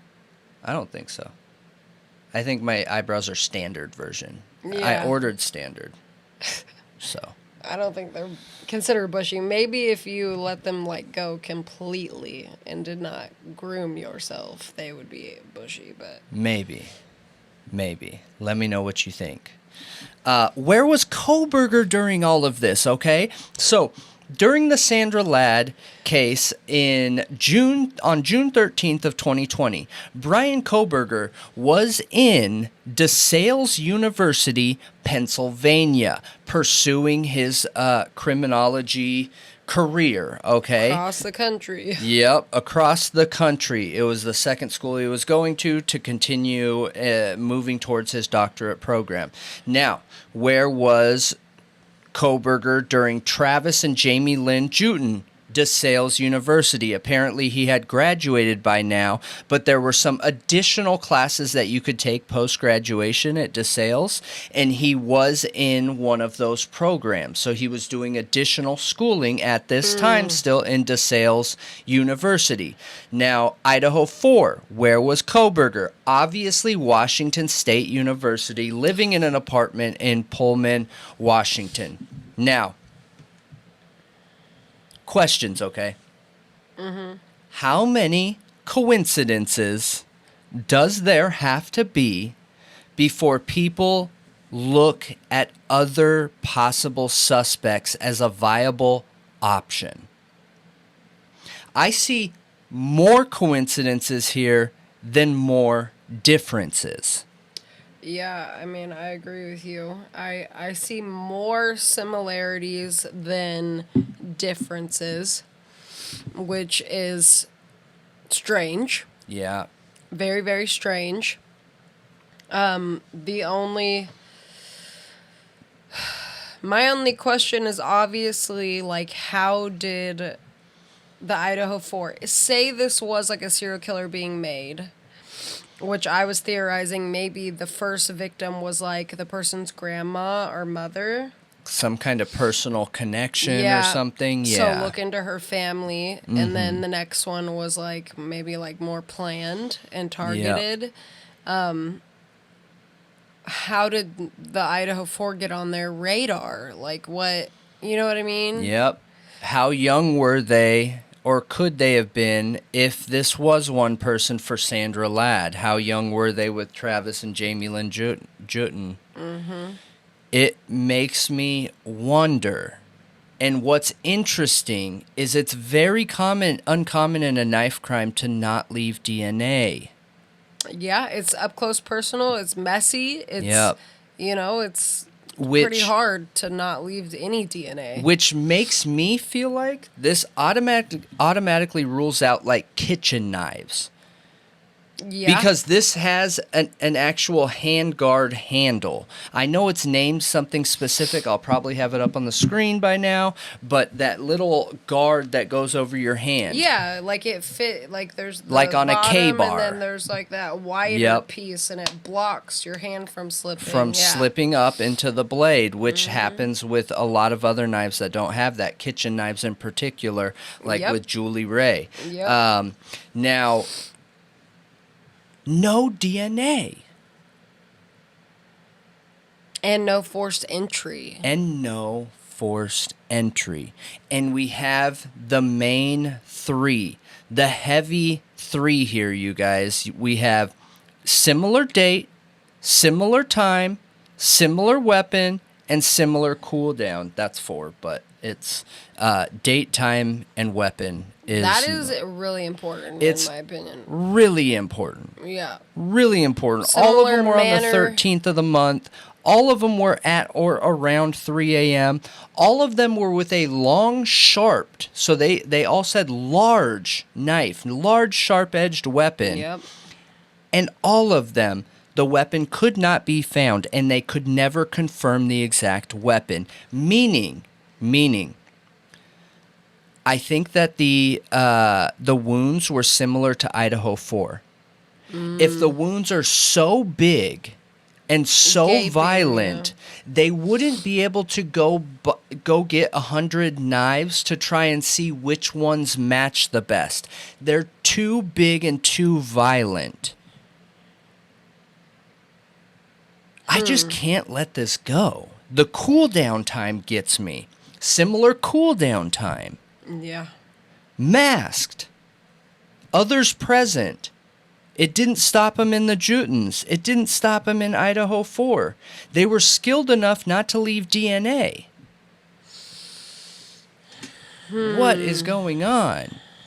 What's interesting is, I started thinking bushy eyebrows, okay? How do you know that if you're going to do one of those crimes, you don't take an elbow to the eye or something and your eyebrow hairs fall out? If this person is skilled enough to know what to do in this situation, are we sure they didn't have tape over their eyebrows? Because everything else is covered. Clad in black, hands covered, everything covered, no DNA, but you leave your eyebrows? DNA-filled eyebrows? I don't know. I feel like you would put tape on them or something, which might make them look bushy. Sounds so ridiculous. I mean, that's the way you don't get caught. Wait, tape on your eyebrows would make them look bushy? Maybe if it's flat and they look super thick at night. I don't know. So what, they brushed them up flat and then put tape on I them? think as long as you put tape on them to prevent any eyebrows from falling out. But Strange. the no forced entry makes me wonder, stalking. Did this person watch the victims before? Yep. Is this an extended thrill kill where they start 3 months ahead of time and watch them periodically at night when they have free time to do it until they're comfortable and ready to go? We have was it Maddie who said stalker or Kaylee? It was Maddie. No, Kaylee thought she had a stalker. Okay, yeah. so Kaylee believed she had a stalker. Could this have been this person?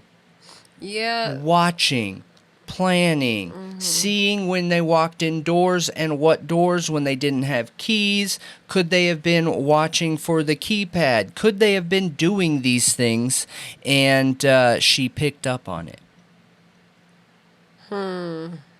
I want to know what you guys think in all this. Yeah. Is what I want to know. Yeah, I want to know too, because it's really, really strange. And I know you were asking, like, in the live stream, am I losing my mind?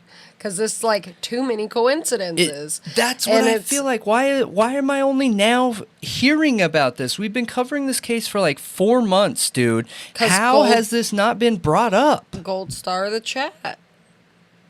Well, yeah, that's who ended up Ian. helping us find it. Yeah, Ian. And I am so appreciative of that. But why is this not being talked about more? Am I missing something? Has somebody proven something that makes this not viable information anymore? Actionable intel? Because in a case, okay, this is how I imagine it. They have Kohberger, but until he's convicted, wouldn't you keep working the case to make sure or find more evidence? I'm pretty sure they claimed they were I'm pretty sure they did. I don't know about right now, but I need to know what you guys think. What do you think about this chart? What do you think about the coincidences and the similarities, the long weapon, the same time, similar date, no DNA, others present, forced entry, masks not, bushy eyebrows, and everything in between? I love that you added the bushy eyebrows. You have to. You have to, right? You got to. It's a vital piece of information. It is. Who doesn't love bushy eyebrows? Let us know what you think, please. Mm-hmm. And I think we've dug into this pretty good. We might keep talking about it, but I feel like we've covered a lot on this. I just want to know what other people think now. That's the one piece I'm missing. Am I losing it? Has something ruled this out? Because they asked specifically about this and pre-Kohberger, and Fry said that they knew about these and they looked into it and there was no connection. Right. How? Can you explain how? What did you do to look into it? What proved that it's not connected? They're cold cases. They're cold cases. You don't know who did it, so how are you proving that? That's what I want to know. How did you prove that they aren't connected? Yeah. How? Is there something with the wounds that we just don't know? Is there a footprint left at each that makes it not connected? I don't know. You know what I mean? What do you think? And let us know. maybe we'll do a premiere with this one too and just kick it off some good conversation. But let your thoughts riot in the comments below. Let us know what you think. Let me know if I am just way off course here, and help straighten us out. Yeah. Yes. Bow, bow, bow, bow. Now, more into Steve Goncalves' comments. We just talked about my previous topic about him saying that Kaylee was, trapped and discussing that. Now, he did an interview with Brian Entin. Wait. Is it Entin? Yep. Okay. Where he discussed the cameras in the courtroom and made some comments. Now, with the hearing that happened recently with the cameras, the state and the defense both have said they don't want cameras in the courtroom. Right. For different reasons, I'm sure. Different reasons. But the media filed a motion to intervene and are requesting for the cameras to stay present in the courtroom. So they had this hearing where Judge John questioned the right for the media to intervene at all in this issue. And they had a media representative there who argued that people need to be able to see what's going on in the court, and that need is growing because without the cameras, people are left to speculate. And they feel like if they can see what actually is going on, that's a better solution than to just remove them and leave it all to speculation. Agreed. Which I agree too. The defense said Judge was kind of snappy. He was. The first time I've seen him be so snappy and reactive and comparing it to OJ, I was like, man. Yeah, you saw what happened in OJ's trial. It was a circus. I mean, it was some of the best television, and it was an incredible court hearing, and the defense literally killed it. The prosecution did a good job too. I mean, that whole court trial thing went great, except for the verdict. Yeah. So, but it's an amazing piece of documented history with our court systems, regardless of how it turned out, even if it wasn't so great. But, and I don't know how exactly the media affected that, because I feel like a lot of people everyone thought he was guilty, so it kind of goes against that. You know what I mean? Yeah, I don't know if the media affected that. You have to look. The judge sided against the public and the media. Yeah, you have to. I mean, the jury. Yeah, you have to look. Did it impact the actual case, or are they talking about walking into the courtroom? You don't know in that situation. When people are walking into the courtroom and it's a madhouse outside, that's not impacting the case. Okay, but... Did it impact the case? Okay, but that's not even the problem here, because... It's the jury opinion. Because there's only one camera in this Moscow courtroom, for one. And for two, they're not banning reporters. Reporters will still be there. Mm-hmm. Just not the camera. Yeah. That's it. There'll still be tons of freaking reporters outside and inside. Yeah. So, the defense said, they have concerns about it becoming a spectacle and the manipulation by the media of videos and images for the public to see, and that affecting the case. They suggested one camera positioned somewhere else, not right behind the defense table. And they said their goal was not to keep the media out, just cameras. The state... their whole argument was that they're concerned about vulnerable witnesses and graphic evidence. The judge is taking all this into consideration and is going to give a written ruling later. Yeah. So, the interview with Steve with Brian Entin. So, I'm going to mention a few of his comments real quick, but the last one is the most important and what we're going to dive more into. He made a comment about basically that people were afraid that the cameras would expose things that are gross, like will expose, I don't know, and that people aren't ready to have their friends and families come to them and say, hey, did you hear about this? Yeah. Yep. Interesting. Yep. I think they're... That's a kind of a strange comment to say. It is a strange comment, but I'm assuming and making the connection that he's just talking about the insanity of the crime scene and how it's been explained. You don't think so? No. Okay, what do you think? I think he's talking about families being concerned about their dirty laundry being aired out, and that there are not so great things that maybe some of the victims were doing, or some of the families surrounding the victims were doing, which doesn't make them bad people. No, it does not. It doesn't mean you're victim blaming either to know the truth about what they were doing. So, I mean, if that fear's there, I think it's kind of silly for it to be there. I agree. I think you should be honest, transparent, and you're only what is that you're only something as your worst secrets or your deepest secrets. Yeah, I know what you're talking about. I forget what the saying is now. But he also made a comment that it's this is an outsider that thought he could come here and hunt dumb hillbillies and get away with it. Now that we've caught him, we need to be able to hold him accountable. That comment threw me for a loop, too. Because when I think of Idaho, I don't think of dumb hillbillies. I don't either. So I'm really surprised. Maybe he considers himself a hillbilly. I don't know. Maybe. Or that's just when I think hillbilly, I think Virginia. And getting over the whole situation. I mean, he's a grieving father, and he's going through stages of grief, and...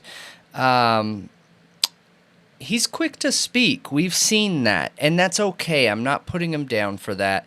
Again, like I said, he's a grieving father. So I don't know. It's hard to tell with a lot of his comments exactly what his meaning is, because what's the difference? Idaho, Pennsylvania, like... I appreciate his outspokenness. Yeah. I do. And I appreciate his want for the truth and for the people to know the truth. And he made a lot of comments in this interview that I agree with 100%. That comment threw me off. But I don't know. Like, at first we thought, oh, that's like blatant that he believes it's Brian. But maybe not. Yeah. Maybe it's not. Maybe, like, he's like... hoping that it's Brian, like the rest of us, because if it's not, the implications are terrible. Yeah, it's scary. And the reality is terrible. It's terrifying. So this is kind of like a long quote, but I think all of it is important. He said, the reason I'm sitting here with you right now is there's some capital business decisions being made on top of justice systems. There's no way to pretend like these all equal and equate to the same motivation. Somebody's going to lose, and it ain't going to be my daughter. If you force me to do it, I'd rather the courtroom speak for itself than me. I don't want to speak. I'm quite a private man, but if you force me to protect my daughter, then I will speak. That's what we're doing today, protecting the truth and where it's going to go. The truth needs to be in that courtroom, and a camera will never hide the truth. So why remove it? Well, maybe it'll protect you from, and I'm paraphrasing here, saying something wrong. Because it was kind of a tangent right there in the middle, but basically saying something wrong. But some people seem to be scared of the repercussions of their mistakes. We either got the guy or we don't. Yeah. And that's interesting. Which is what made his hillbilly comment more strange. Yes, I agree. Because he's like, we either got the guy or we don't, but then he goes on to make the hillbilly comment. Yeah. Hunting hillbillies. There was a couple statements in there that made it sound like he was 100% sure that it was Kohberger. There was a couple statements in there that made it sound like he wasn't so sure that it was Kohberger. So, and I've always wondered the whole time with him being so openly talkative and honest about the situation that maybe because he's the victim's father, police let him in on some additional evidence was like, look, I'm telling you because you're a grieving father and I feel for you and I have a child of my own and you can never say this. If you ever say that I told you this, I will deny it. You know what I mean? And they let him in on some There's evidence. also a gag order. He shouldn't be able to comment on it. Yeah. But he has a PI. He's doing his own investigations. Yes. His family is doing their own. So maybe he only talks on what he knows from his own PI. Maybe. There's no way to know. There isn't. So, speculation has been all over the internet about what he meant about capital business deals or decisions, okay, on justice systems. Nobody knows exactly what he means. I did see another video from Harsh talking about this article right here, which I'm bringing to you now. Idaho's Board of Education approved the University of Idaho's plans to create a nonprofit corporation called New U to acquire the University of Phoenix. Yeah.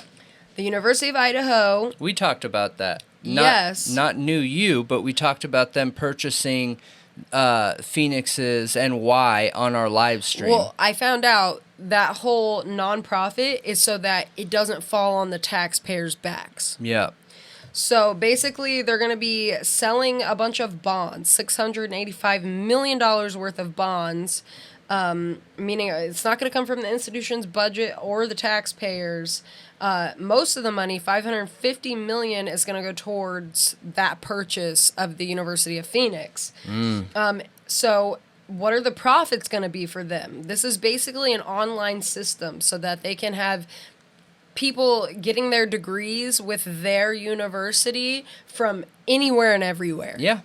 Yep. So it worked great for Phoenix when Phoenix was going through all that drama. They had a lot of problems, though. I know. Like, this is a shaky situation and people are talking about protesting it.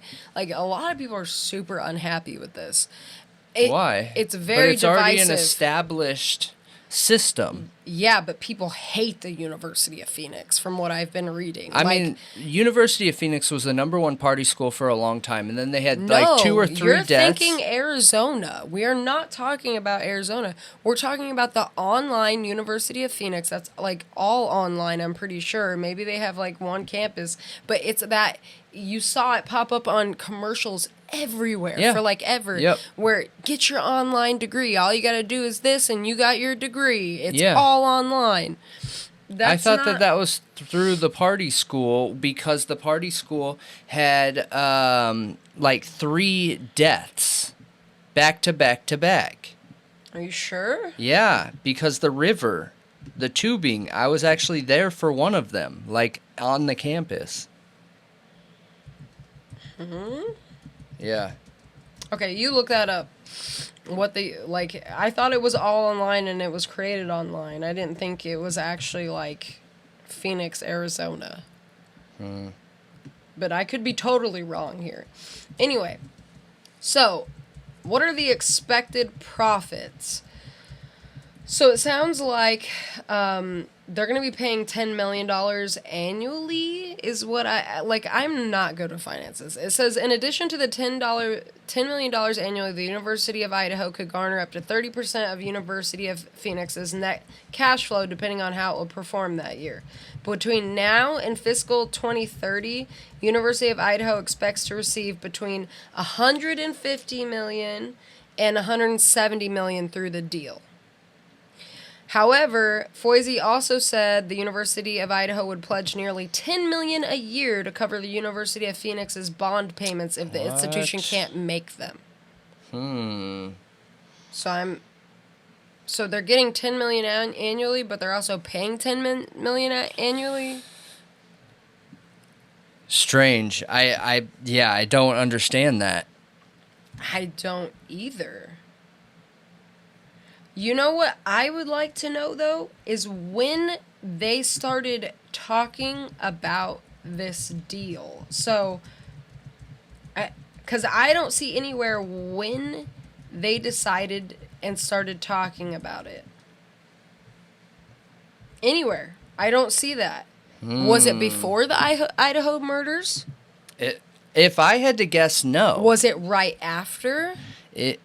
If I had to guess, yes. Once they realize that they're about to take a $150 million hit annually for total income for losing 40% of the student body base, yes. Yes, I believe it happened after. They were like, oh no, we're going to go under here.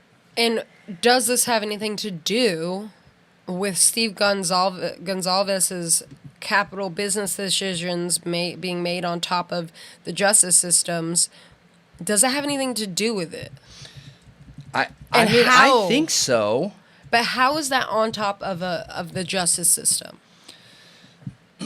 Is that putting pressure on the justice system to get this conviction, get a killer off the street, all of that?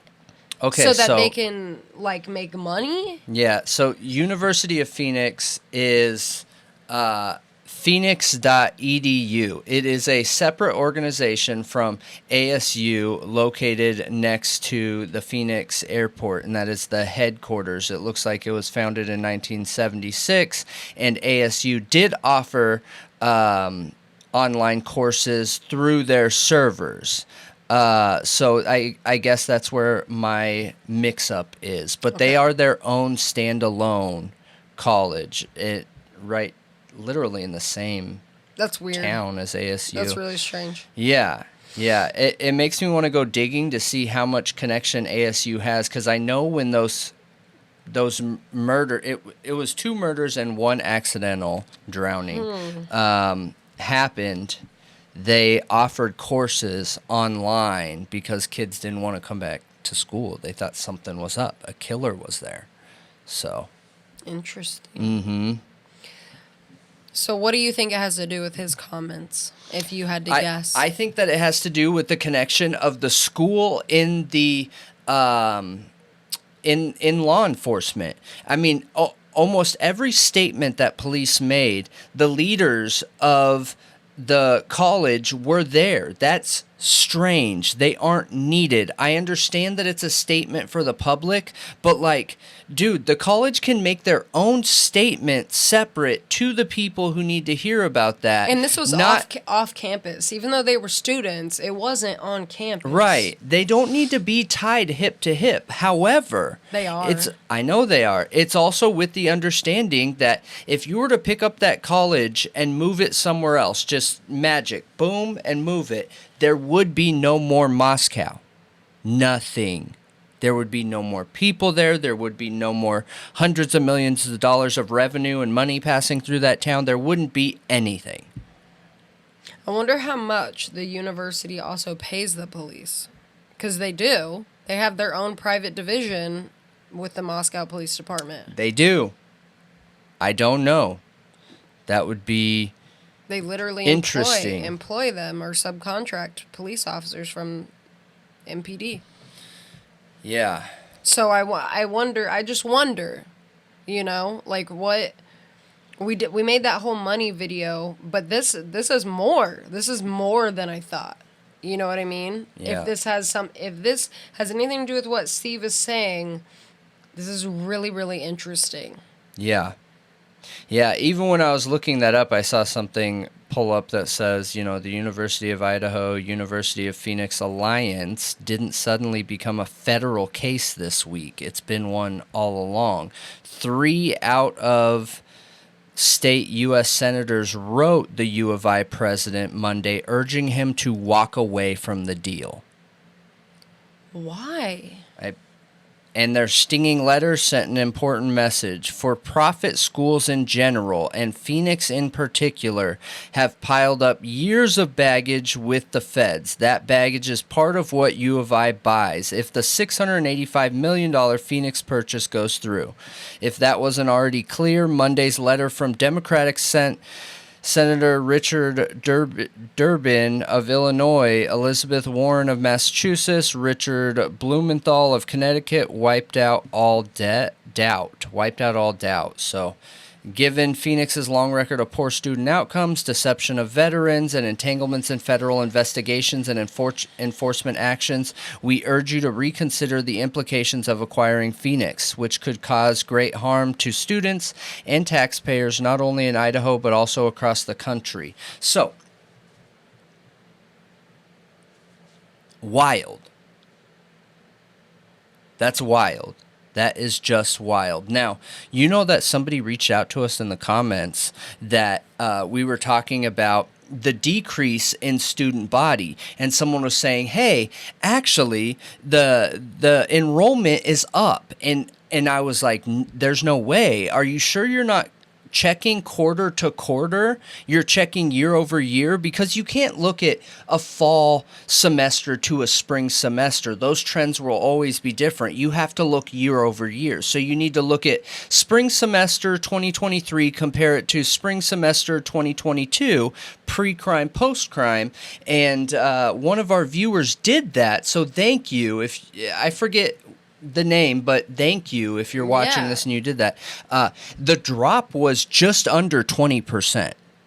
At 40%, they were risking over $150 million annually. Just under 20% would be right under $75 million annually. That is a lot of money. So it did drop. Oh, yeah. Yeah. Yeah, like 20%. A lot. That's a lot. That's a huge number, guys. That is. So I don't know. I do think that there is something interesting here. Something is up. Something's going on. Was the school worried that it could start going upside down, costing more than it's making?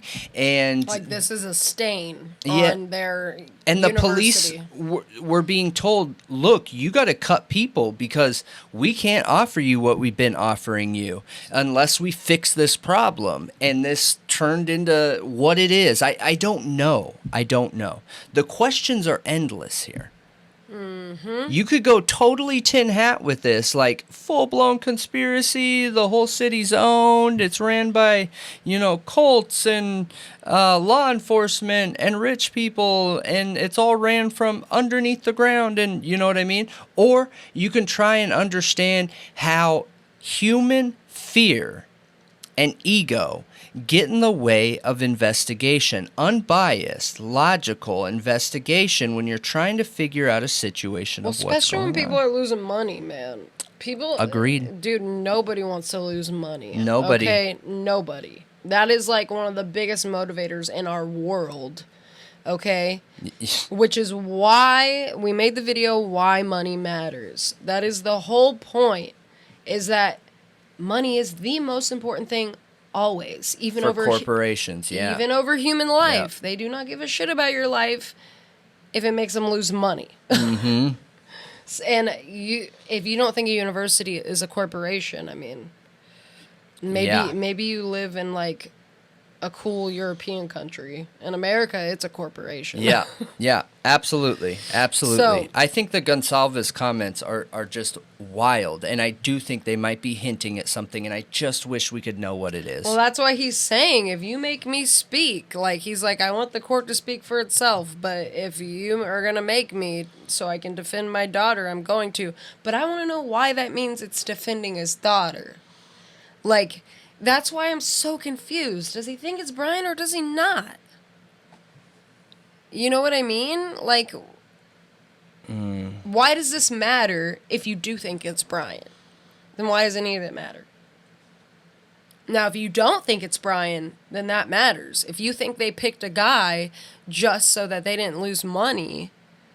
Yeah, but would that be... Not getting your daughter real justice. Would him saying that be going against the gag order, though? Does he have to say they believe it's Brian in order to get these suggestions out there? Oh, or maybe he says stuff like that so the police think he's on their side, or like, you know what I mean? Yeah.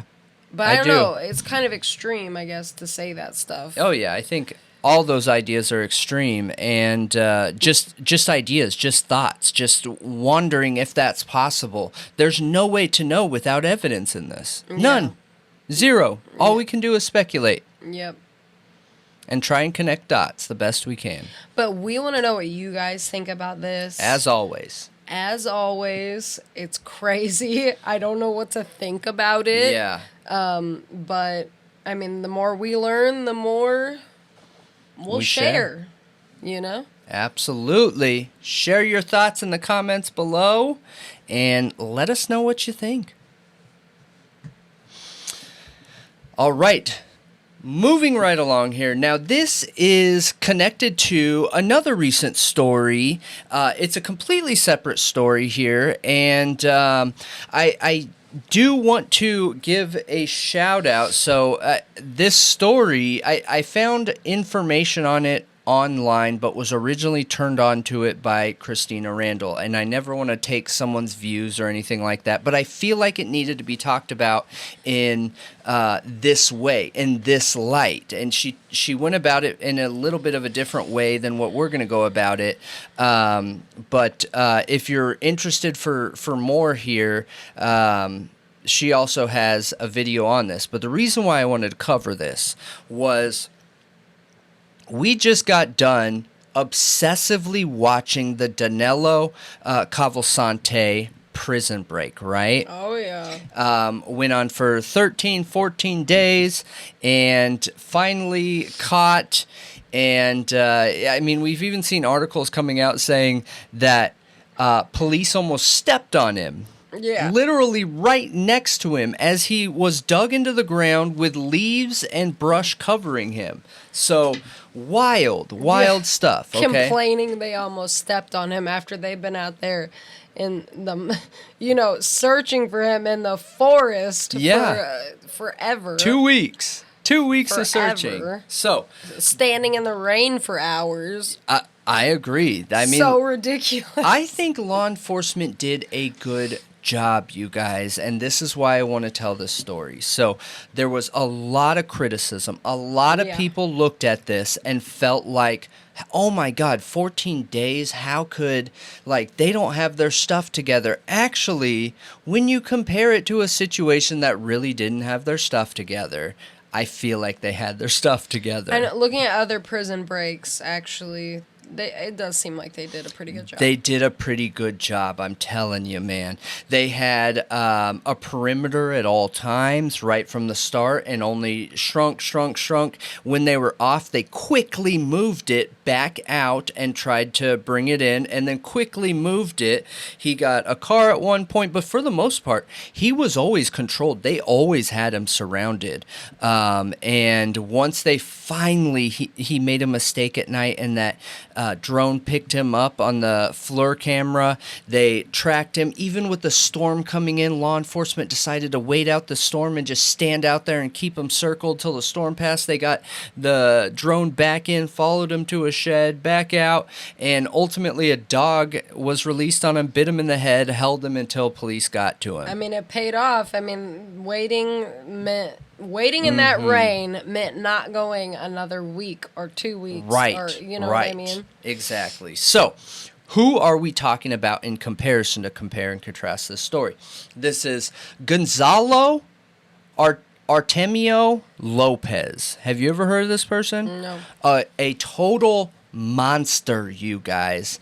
So, February 10th, 1976 to June 2nd, 2022. Gonzalo Lopez was an American fugitive, mass murderer, and prison escapee who killed a total of 6 people in separate murders in between 2005 and 2022. Jeez. Yeah, he was a prison escapee, and I feel like I hate to just flat out criticize law enforcement, but I feel like they did everything wrong here. I really feel like they did everything wrong. One of the main things I criticize with the Danelo case is that I feel like they could have put more emphasis on giving suggestions and ideas how to check on your neighbors and friends in the area because, in my opinion, that's the number one most important thing. Well, that's a very key point to this story. So, Gonzalo Lopez was thought to be have very serious ties to organized crime, if you get what I'm saying. We didn't dig into that background of what the name of those organized crimes are, but like, you guys get it, I'm sure, right? Yep. So his charges started, and he was a career criminal his entire life. As long as he was an adult, he was a career criminal. In 1994, he caught possession of Mary J., failure to stop and render A during a hit and run, and unauthorized use of a motor vehicle.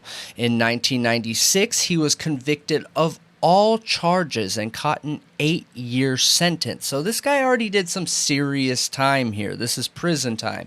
Oh, more than 12 months time, right? So let's fast track through that. He did his 8 years. Fast track to May 11th, 2004. He is back out. Now, Lopez was a passenger in a vehicle that was observed speeding by two Zapata County Sheriff's deputies. The deputies got in pursuit, and what's important is they were just speeding. That's it, just speeding. I don't know why they didn't pull over unless one of them had a warrant. We never can find out. Or drugs or something. I mean, yeah, that doesn't necessarily mean they're going to search you, and they could have just given you a ticket and you put everything under the seat. Yeah. But now they're targeting you. You ran, man. The sheriffs attempted to pull him over. The driver pulled over. Once they started getting out of the car, they took off. And Gonzalo was in the passenger seat. They sped away and engaged in a high-speed chase, okay? Now, and this chase was insane. All over the road, all over the place, had multiple other cop cars back up the original two, and it was just a long line of cop cars. These two took turns hanging out the window shooting at the cops. Oh my gosh. Yeah, not just running, hanging out and shooting the driver and the passenger, who was Lopez.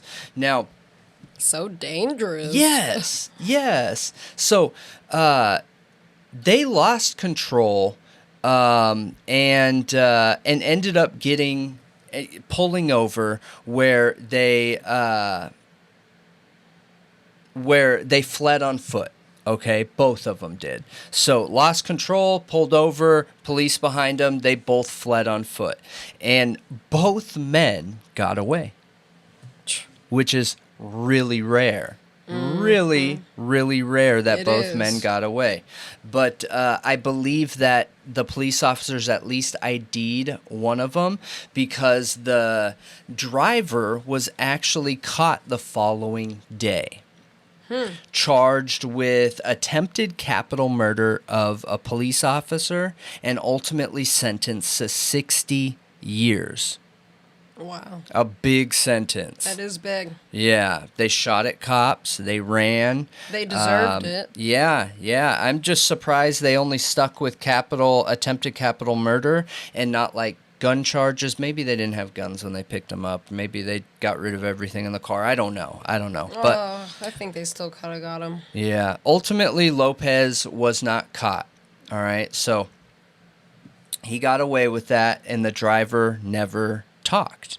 On March 23rd, fast forward a little bit more here, about a year, March 23rd, 2005, Lopez and an acquaintance known as Rick, okay? That's all they know him as. I don't know if this is just an alias. I don't know if it's a name law enforcement came up with, but Lopez and Rick broke into a home of 37-year-old Jose Guadalupe Ramirez in Huescalo, Texas.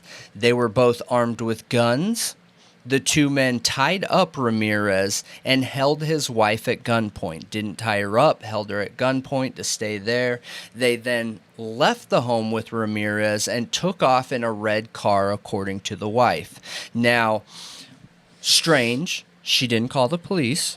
Well, that's super strange. She received calls. It doesn't say how long after, but she started receiving calls saying that he was okay. Ramirez was okay. She talked to him on the phone, said he was okay. But not so long later, the calls stopped coming in. The situation, based on accounts after the fact, confirms that Lopez and Rick were working for an organized crime family based out of Mexico. Okay, so yeah, organized crime out of Mexico, like everyone understands what that is. According to Lopez himself, the leader of the crime family ordered a green light on Ramirez, the guy that they had just kidnapped. So, because he owed them $40,000. Apparently, the crime family had fronted him dope, drugs, you know, all that stuff, and he never repaid them, never paid them back. Okay, so mistake, terrifying. Why would you do that? One, why would you do business with, you know, an organized crime family at all, unless that's your life? And why would you not pay them back? You know that this reminds me of poor life decisions. Yeah. Lake of the Ozarks? No, this reminds me of the break-in and kidnapping in San Antonio that we just covered. Remember, the family of 7, 2 men broke in, took the husband and wife, and left the kids untouched. Yep. And then, you know, that people in the neighborhood made some weird comments like, these 2 people were always going out in their trunk and having people stop by. What? What does that mean? Yeah, what does that mean? Were they fronted something? Were they handling something? Maybe they were just selling, like, empanadas. CDs. Empanadas. Right. Yeah. Bread. Yeah. It's she possible. Probably baked. Because I have gone to many Mexican trunks, okay? No, I have too, and bought honestly. Lots of breads. Yeah. But that's what it sounds like, is that crime there. So, following that K-nab, they took Ramirez to Lopez's mother's house and tied him up in a shed outside. And called Ramirez's family for ransom money, basically the $40,000. And what's crazy is the family brought money, dope, and 3 truckloads of items to repay this money back. Okay. Yeah. So when does he escape prison? They got all this, okay? And when Lopez and Rick kept all the money and dope, left all the remaining items there, and according to Lopez, he was talking directly with one of the crime family leaders. The crime family leader said, okay, now I want you to end him. So this guy takes, later in the night, a pickaxe, dude. Oh my gosh. A pickaxe. And ends this guy. Ugh. Yeah. Gruesome. Horrible. Why like that? I don't know. To prove a point, I don't know. But autopsy cause of death is 3 chop-style wounds to the skull with a pickaxe. So, wild. Okay, so he's a monster. Yeah, he is like a you monster. Were saying. Yeah, and just gruesome. Lopez then buries the body of Ramirez out in a tree line, forest area, whatever. And in April 2005, Lopez was caught via a tip from a confidential informant. Once he was caught, Ramirez, the guy that was ended with the pickaxe, wife, gave a positive ID in the lineup, and they arrested him. Lopez, through interrogations, ended up showing the police officers where the body was, but he refused, no matter what was offered to him, refused to ever give over the name of his accomplice in that situation, whoever Rick was. He took the fall completely for the crime family. So February 14th, 2006, his trial began and only lasted 2 days and was found guilty, which for a capital murder offense is pretty quick. Dude, that's incredibly short. Yeah. He got 1 count of capital murder, 1 count aggravated K-nab, And while he was in prison, authorities learned of his involvement in the car chase. You remember the car chase originally that he got away from and that other guy didn't roll on?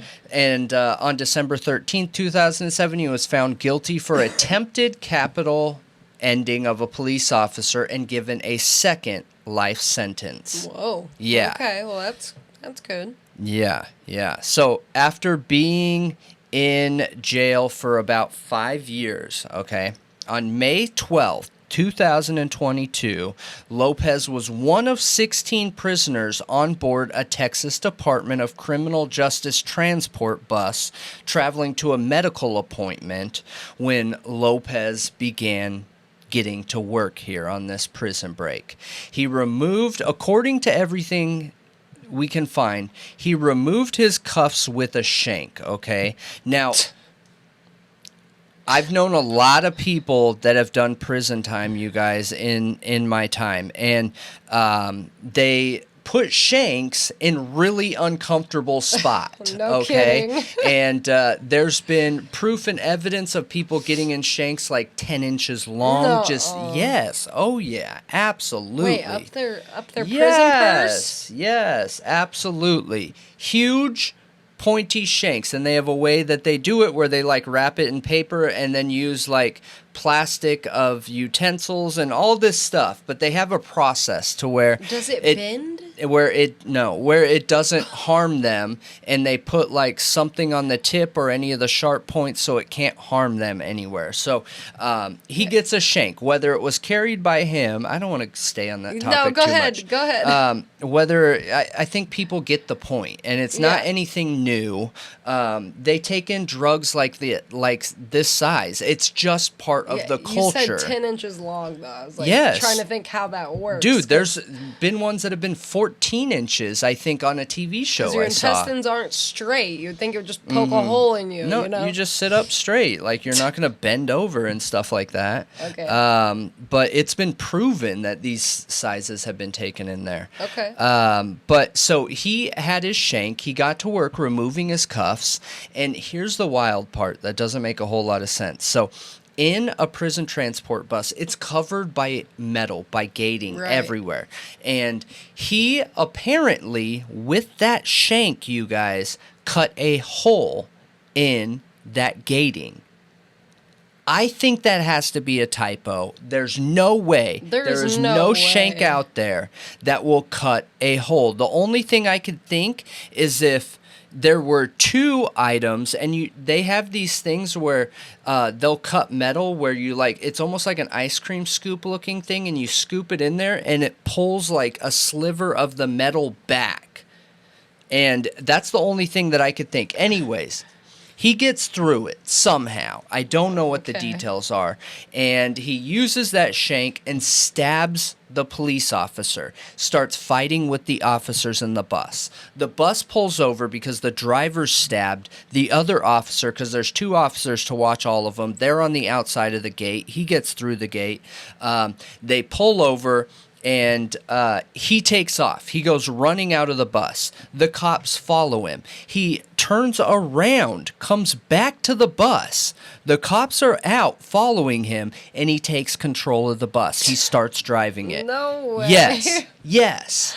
The cops then shoot at the bus and blow the tires out. So he drives a little bit further down. He ends up crashing the bus and takes off. He takes off, and he is officially broken out of prison at this point.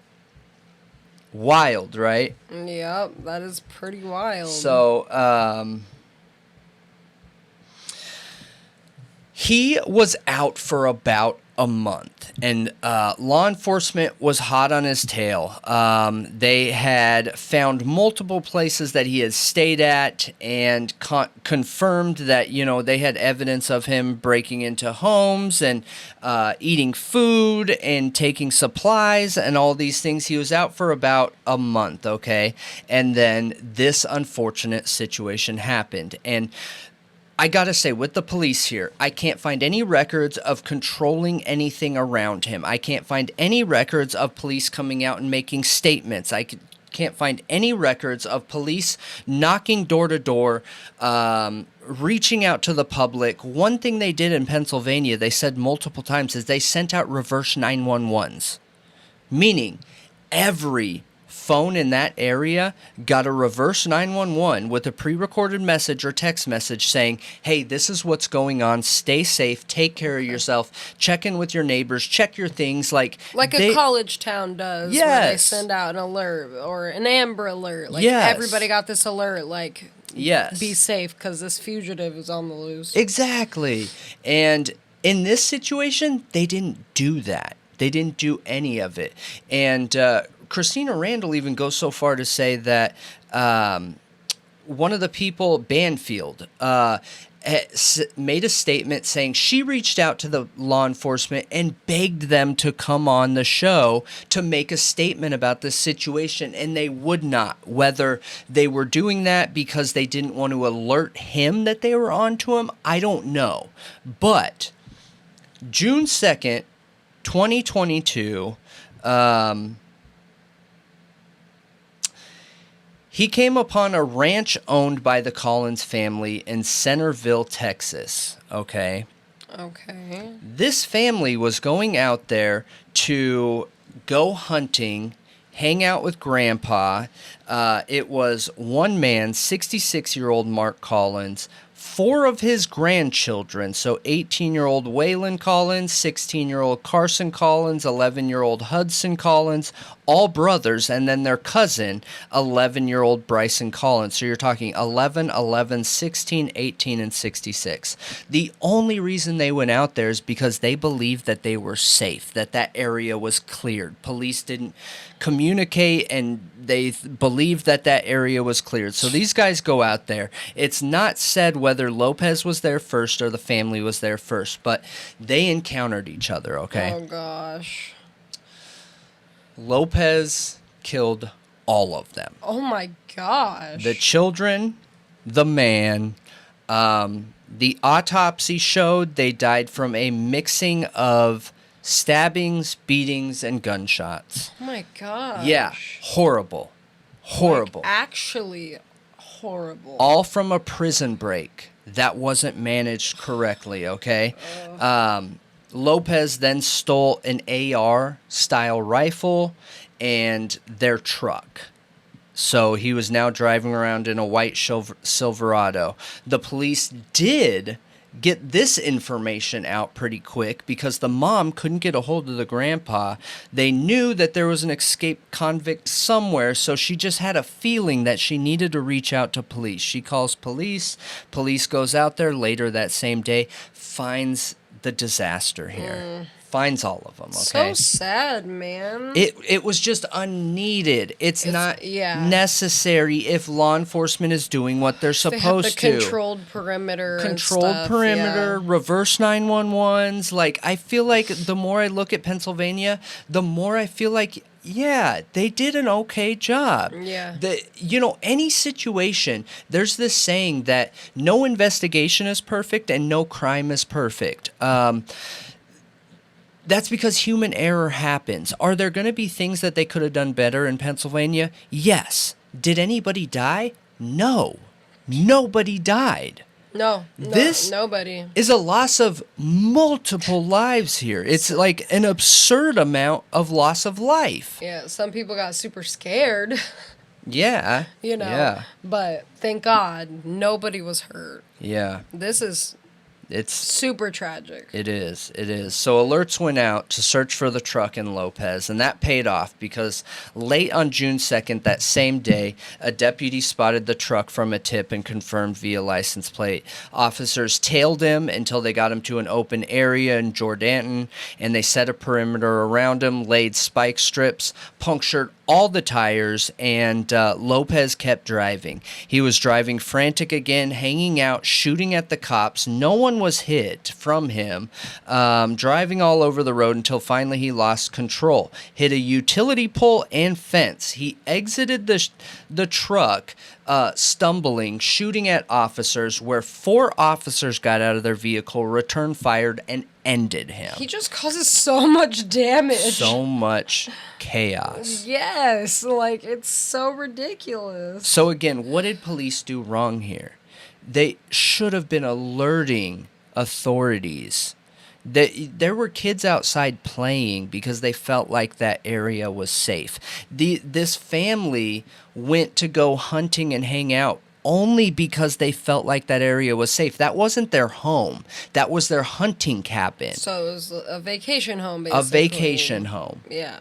And police did not do reverse 911s. They did not help the citizens stay safe. They did not stay on top of the statements being released to public. Yeah, getting the information out to them so they can stay safe. Yeah. Yeah. So when you want to look at the Danelo Cavalcante prison break, you compare it to one that went wrong, I feel like they did okay. Yeah. This guy was out for 30 days, double plus some.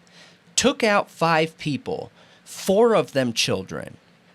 He ended in his own life being ended. Cops stabbed, vehicle stolen, literal madness and chaos here.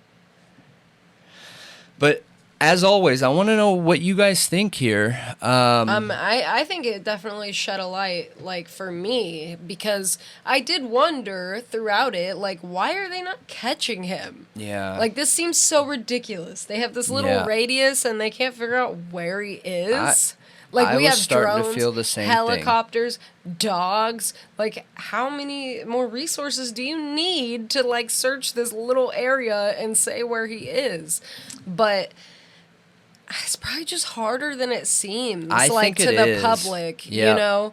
And he had clearly like a lot of experience surviving in the wilderness, like He growing literally up in dug the into the Amazon. ground. Yeah, he literally grew up and spent a lot of time in the Amazon jungle. Yeah, way harsher environment than what he was in Pennsylvania. Exactly, where there's legit predators. Yeah. Like, Yeah. So, I mean, I think he had the experience to give them a run for their money, but he Yep. still got caught in 2 weeks and nobody got hurt, which we is should the all just... most important. That is the most thing. important. He's back in prison and nobody got hurt. Yeah, I agree. So we can all be thankful that, Yep. you know, that's a big family for all of them to get killed. I know.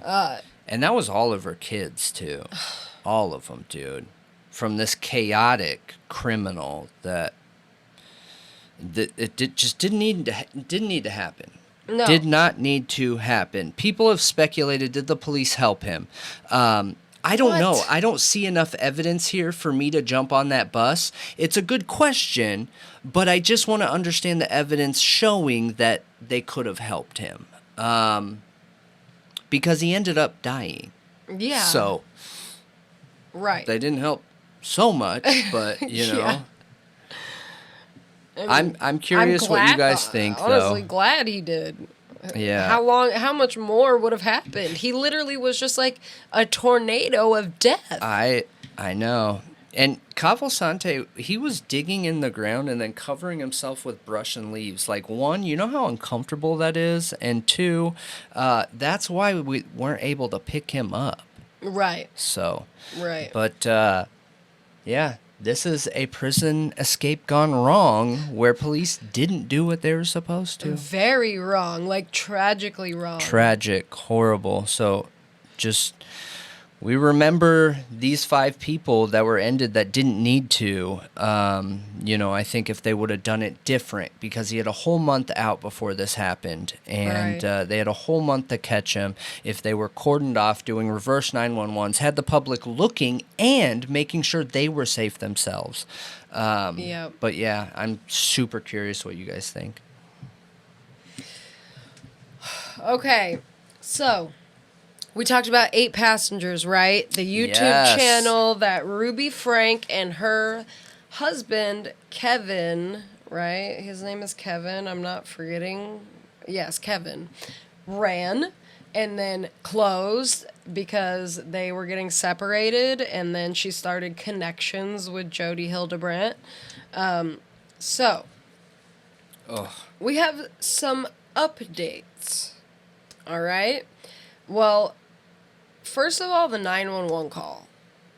Okay? Yeah. Which I was going to listen to, but I kind of have a lot to talk about, so maybe we'll listen to it on the stream, or like you can play it, a little bit of it, just some like important parts of it. I can cut it in. Yeah. So. Yeah, just cut in. I have timestamps written down. Just cut in those important parts. 911, the address of your emergency. Okay, and the phone number you're calling from. Tell me exactly what's happened. I just had a 12-year-old boy show up here at my front door asking for help. And he's said he just came from a neighbor's house, and we know there's been problems at this neighbor's house. He's emaciated, he's got tape around his legs, he's hungry, and he's thirsty. Okay. And he asked us to call the police. What's so his he's name? very afraid. And he's 12 years old. Okay, and are the neighbors out of their home, or is anybody looking for them that you can see? No. Our homes are far enough away. I'm not sure. How did you get out of the house? Porch. He went out. He says he just left through the porch at the neighbor's house. Her name is Jodi Hildebrandt, and she lives 2 doors up the street. Out here in Cayenne, the houses are far apart. Yeah, out here in Cayenne, the houses are far apart, so he walked just under a block to get to our house. He rang my doorbell and asked me to call the police. Does he seem to be under the influence of drugs or alcohol?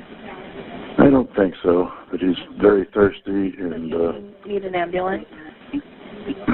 I don't think he needs an ambulance. I'll let the cops decide that, but his ankles are taped up and he won't tell us why. Okay. But he has duct tape around each ankle. Yeah, there's sores around them. I think there's a good chance he's been... He also said... Oh, and he has them around his ankles. I mean, his wrists as well. Okay, this boy has been... He needs... This kid has obviously been... I think he's been detained. He's obviously covered in wounds. Okay. Let's get the paramedics headed over that way, okay? Oh, that's a good idea, too. Let's see. Has he told you where his mom or dad are? Haven't asked him that. Hmm? Yeah. You know where your mommy and... I really got these moves. Yeah, I'm sure that doesn't matter, son. Do you know where your mom and dad are? Well, actually, I don't know where my mom is, but I do know where my dad is. He's not anywhere here. Nowhere here. Okay. No, he doesn't seem to... He says he knows where his mom is, but... he doesn't know where his dad is. That's correct. I do know where my dad is. Is his mom home? He doesn't live He just says he doesn't live around here. Okay.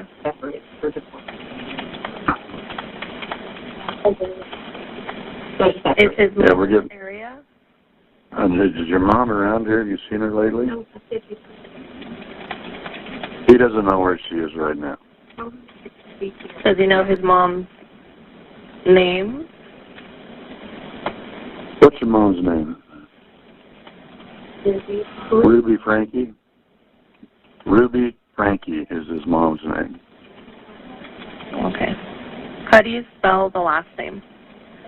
Franke. Franke. Okay. And does she live in the area? No, I'm not sure where she lives. He's trying to help us, but he's... That's okay. We don't want to stress him out too much. The officers will go over all these questions with him anyway. I just want to stay on the phone with you until we get some help there, okay? Yeah, can you ask him if any other children were in the home he came from? Okay. Was there any other kids up at Jodi's house? Anybody else? No. How old? Yeah, this is the 30th of, or excuse me, the 29th of August. It'll be the 30th of August. Days. 10 and 14, and they're still at this house. Are they tied up as well? What's the deal with? Are they being held? Do they have wounds on them as well? Nothing bad going on with us. Okay. It's just me. Okay. So they're able to walk around the house and everything. Yeah. Everything. Well, okay. He says everything's fine with them. Grain of salt. Okay. He says what's happened to him is his fault. That's not a problem. That's sad to hear. They're coming to you as quick as they can, okay? Okay, yeah. Doing really well. I just want to make sure. He's fine. I've got him sitting here. My wife, he got him water and giving him something to eat because he's hungry, and I think the young man, he's hearing his stocking feet. So he escaped. Well, I'm glad that he was able to make it to They're on their way. so he could be safe. They should just be pulling up now. Let me know when they're with you, okay? Will do.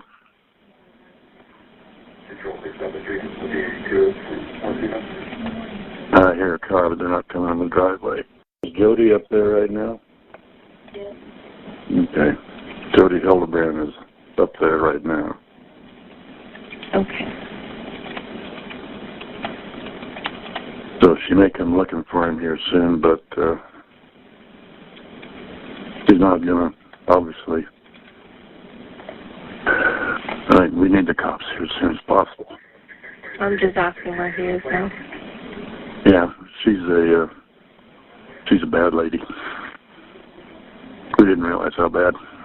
Okay. But it's basically the man calls in and he's like, I got him here, this kid, the duct tape, He's the super wounds, confused. the wounds. He cries. The man cries, okay? I know. Breaks up in tears. Says he's wearing a shirt and shorts a long sleeve shirt and shorts that are way too big for him. They talk about the sister and actually Russell, which we know is it's Russell Franke is the 12-year-old boy that escaped Ruby, and Jodi, their torture basically in Jodi Hildebrandt's house. They talk about the sister and he actually says that she's okay on the 911 call, which I thought was strange. But then Ruby gets home. Says she's okay? Or not Ruby. The little boy, Russell. He says that my sister is there. She's alive. Okay, You're it talking didn't sound like that. 12-year-old kid. No, they asked him detailed questions. Like, is she walking around? Is she chained up like you? And he's like, no, she's... You got to remember, though, when you're a kid that has only grown up in trauma, you don't have the real-life comparison of what healthy looks like. So, trauma might look like healthy to someone who's only grown up in it. That's a good point. You know? Yeah. Yeah, good point. He also says it's his fault. Oh, no. He says it's his fault this happened to him. And then Jodi shows up, okay, down the street at her house. And the guy's like, oh, Jodi's here. She's going to be looking for... she's a bad lady or a scary lady or something like that. We need cops here immediately. Like, his tone changed so quick. Not the little boy, the grown-ass man neighbor. Sorry, I just cussed. But, yeah, as soon as Jodi gets there, like, oh, they're going to be looking for him, and, oh, she's not a good lady, and we need cops here. Like, I thought that was super weird.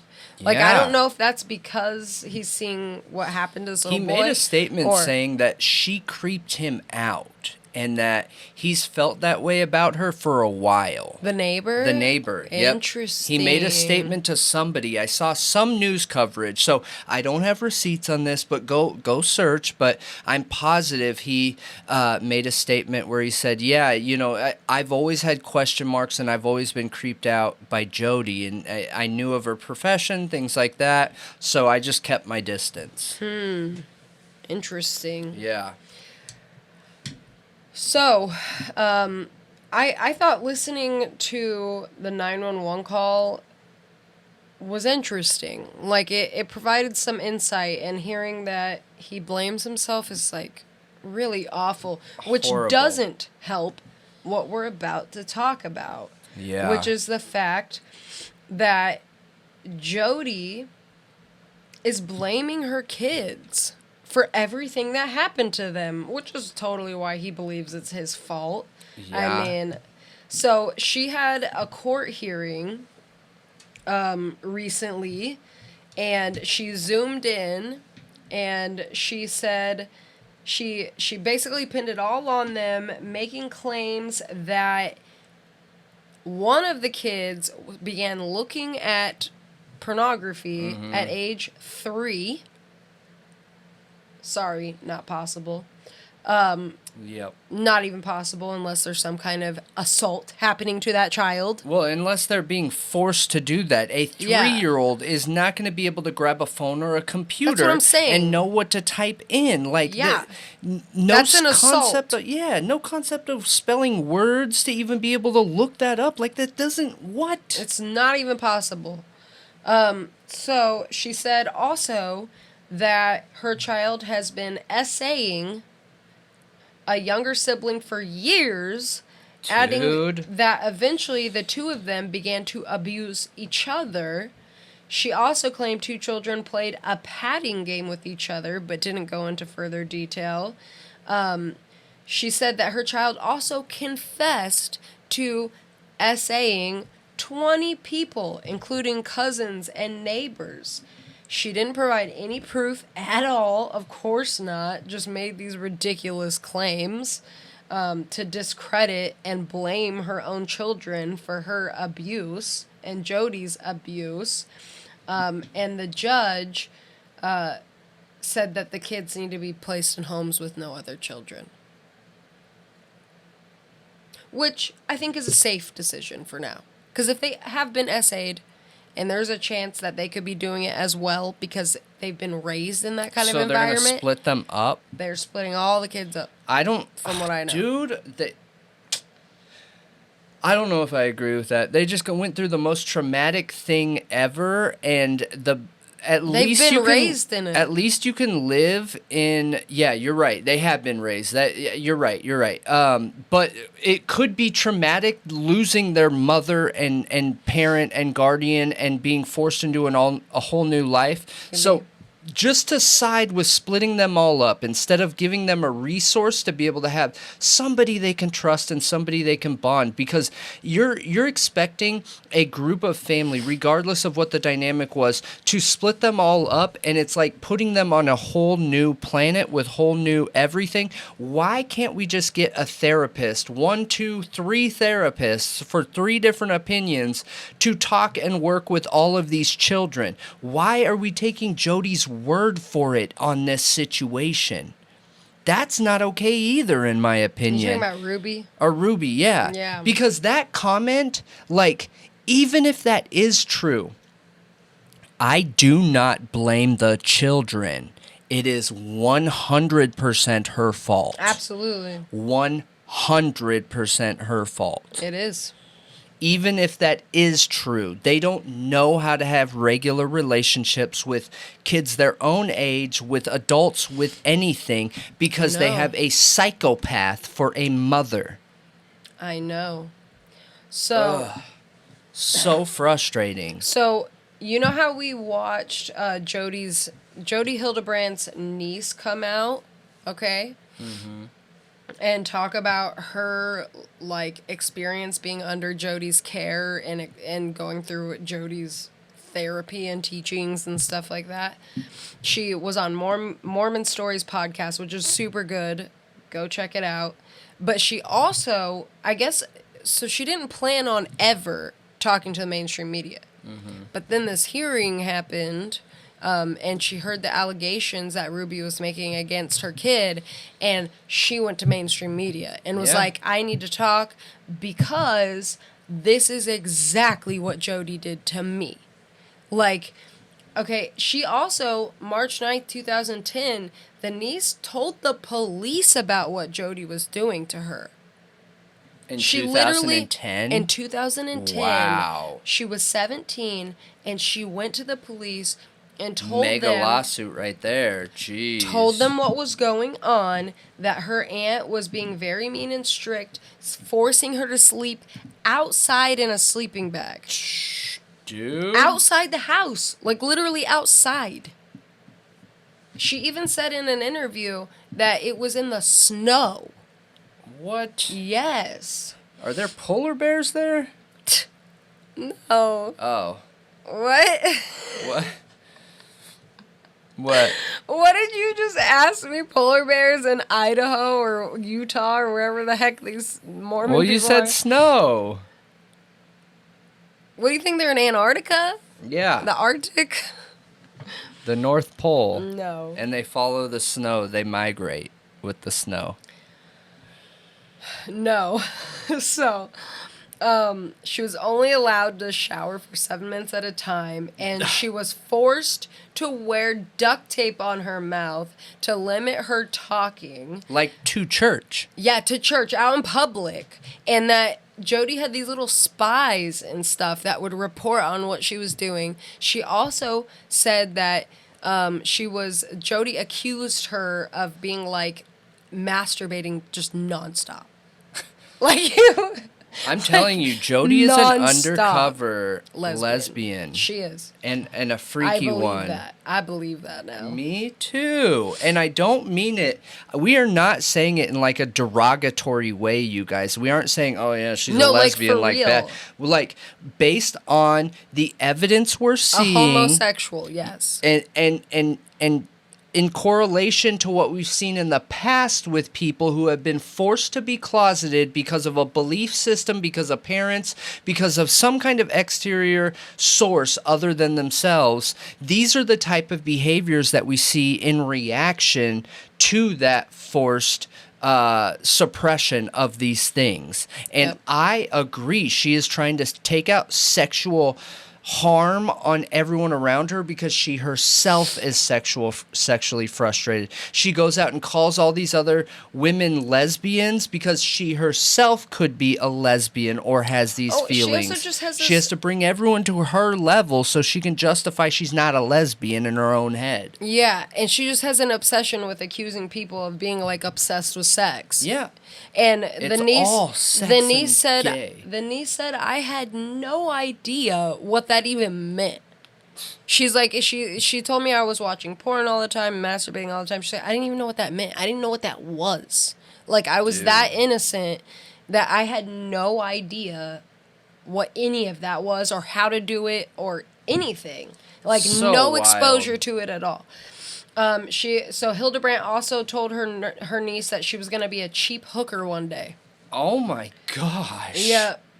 And her whole goal was to make the girl as, like, Hildebrandt's whole goal was to make her niece as uncomfortable as possible to make her, like, admit what she was doing wrong. And she kept telling her, if you just tell me the truth, I'll stop. If you just tell me the truth, I'll stop. And she said it never worked. Like, so I would admit things that I never did, which is probably what happened to this little boy, admitting that he abused 20 people. Oh, good call out. They were torturing him. They were torturing him. Well, that's what she called out. It's a good call out on her part because they were torturing him. And she literally went through this herself, admitting things she never did because she was being tortured and coerced into it and said, I'll stop if you tell me the truth. And it's all because of their own personal weird feelings that stems from Jodi. Yeah. Yeah, and also discrediting them, which she said is why, when she made this police report, nobody took her seriously. When she tried to come out to people in the church, nobody took her seriously, because Jodi had already put it in everyone's head she's this angry, messed up teenager. So, like, when they told... She told him all kinds of things about her. And what she was doing to couples, too. Character assassinated this little girl, her own niece, so that when she tried to get help for her abuse, she literally couldn't because nobody believed her. So disgusting. Well, that's what she also thinks that Ruby's doing to her son, is she's discrediting him. She's making him look bad and coerced probably confessions into him. And now nobody's going to believe him. And he's separated from his siblings, though. I just want to make a statement, too, because we are always evidence-focused and evidence-based, you guys. Now, they have not been convicted of these crimes, so understand that. But I need you guys to understand that there are certain crimes and situations out there where the evidence is overwhelming. I understand that they're not convicted yet. I get it. But I'm comfortable talking about them like they already are convicted because they got caught red-handed. Literally walked in on these things being done. There is no better evidence out there. There is no stronger. You don't need DNA. You don't need eyewitnesses. They were walked in on doing this. And these women are guilty. I mean, those tons of people don't even matter. They got caught red-handed. They did. The cops walked in there with children tied up and chained up and being starved red-handed. Yep.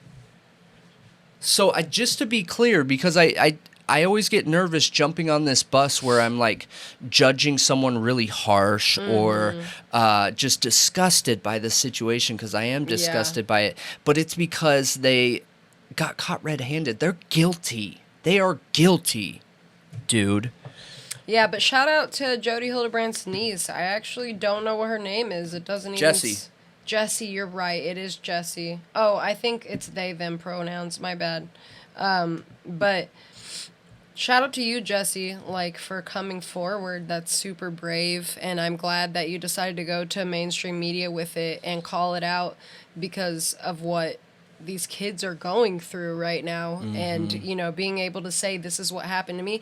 I think it's going to be vital to the court case. If this goes to trial, I think her testimony is going to be a big deal.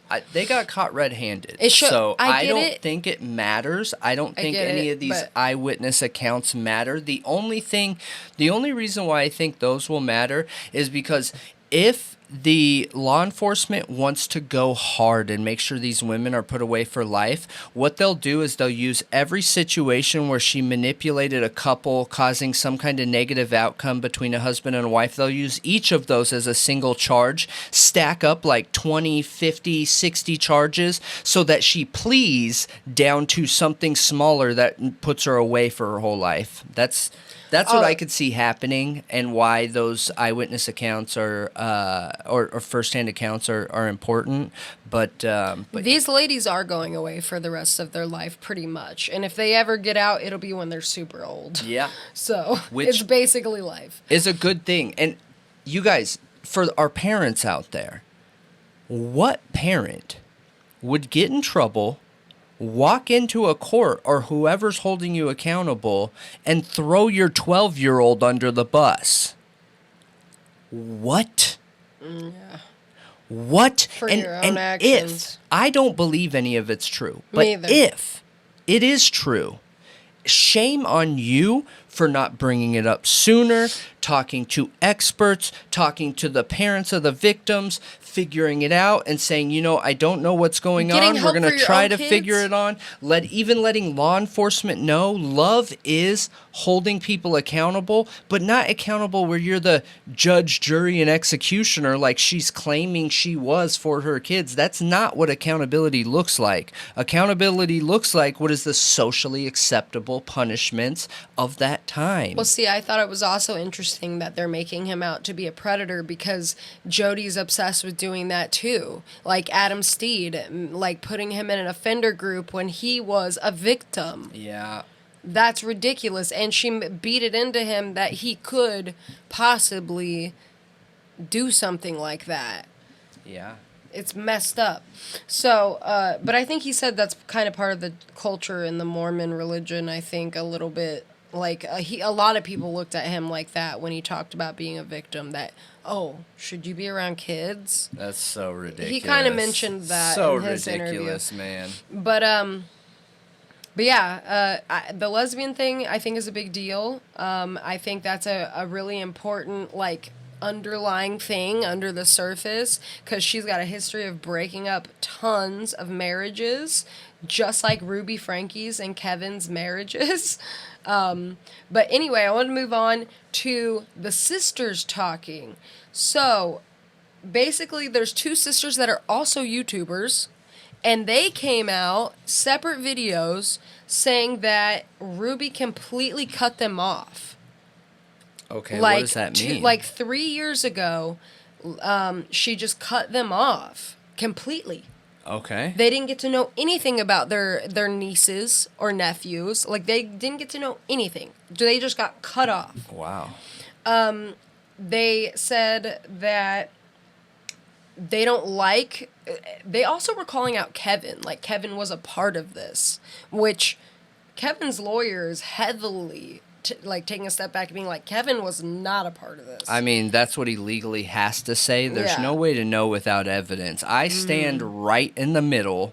You know, if I'm a coin, I'm standing on my edge waiting to see which way I'm going to go.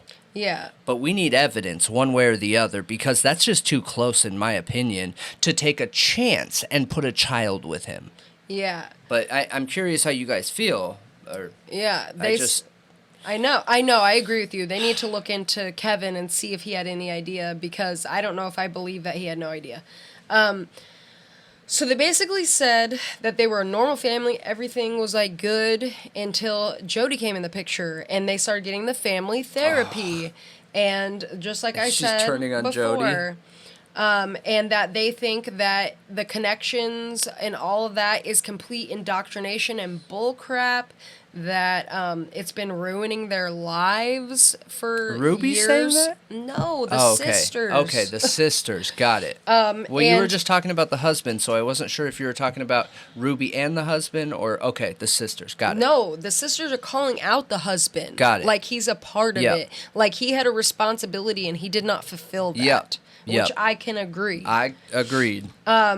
So, anyway, they said they didn't know, though, like, that the kids were being abused. They didn't find out until about a year ago, when the eldest daughter became an adult, Sherry, and they connected with her, and they started talking, and Sherry started finding out stuff her mom was lying about, and then letting them know also kind of what was going on, and then they started trying their best within the legal bounds to get help for the kids. And they've been fighting this for a year. That is wild. So Kevin's lawyer came out, okay, this is the last thing. He said he never had any reason to believe that the children are being abused.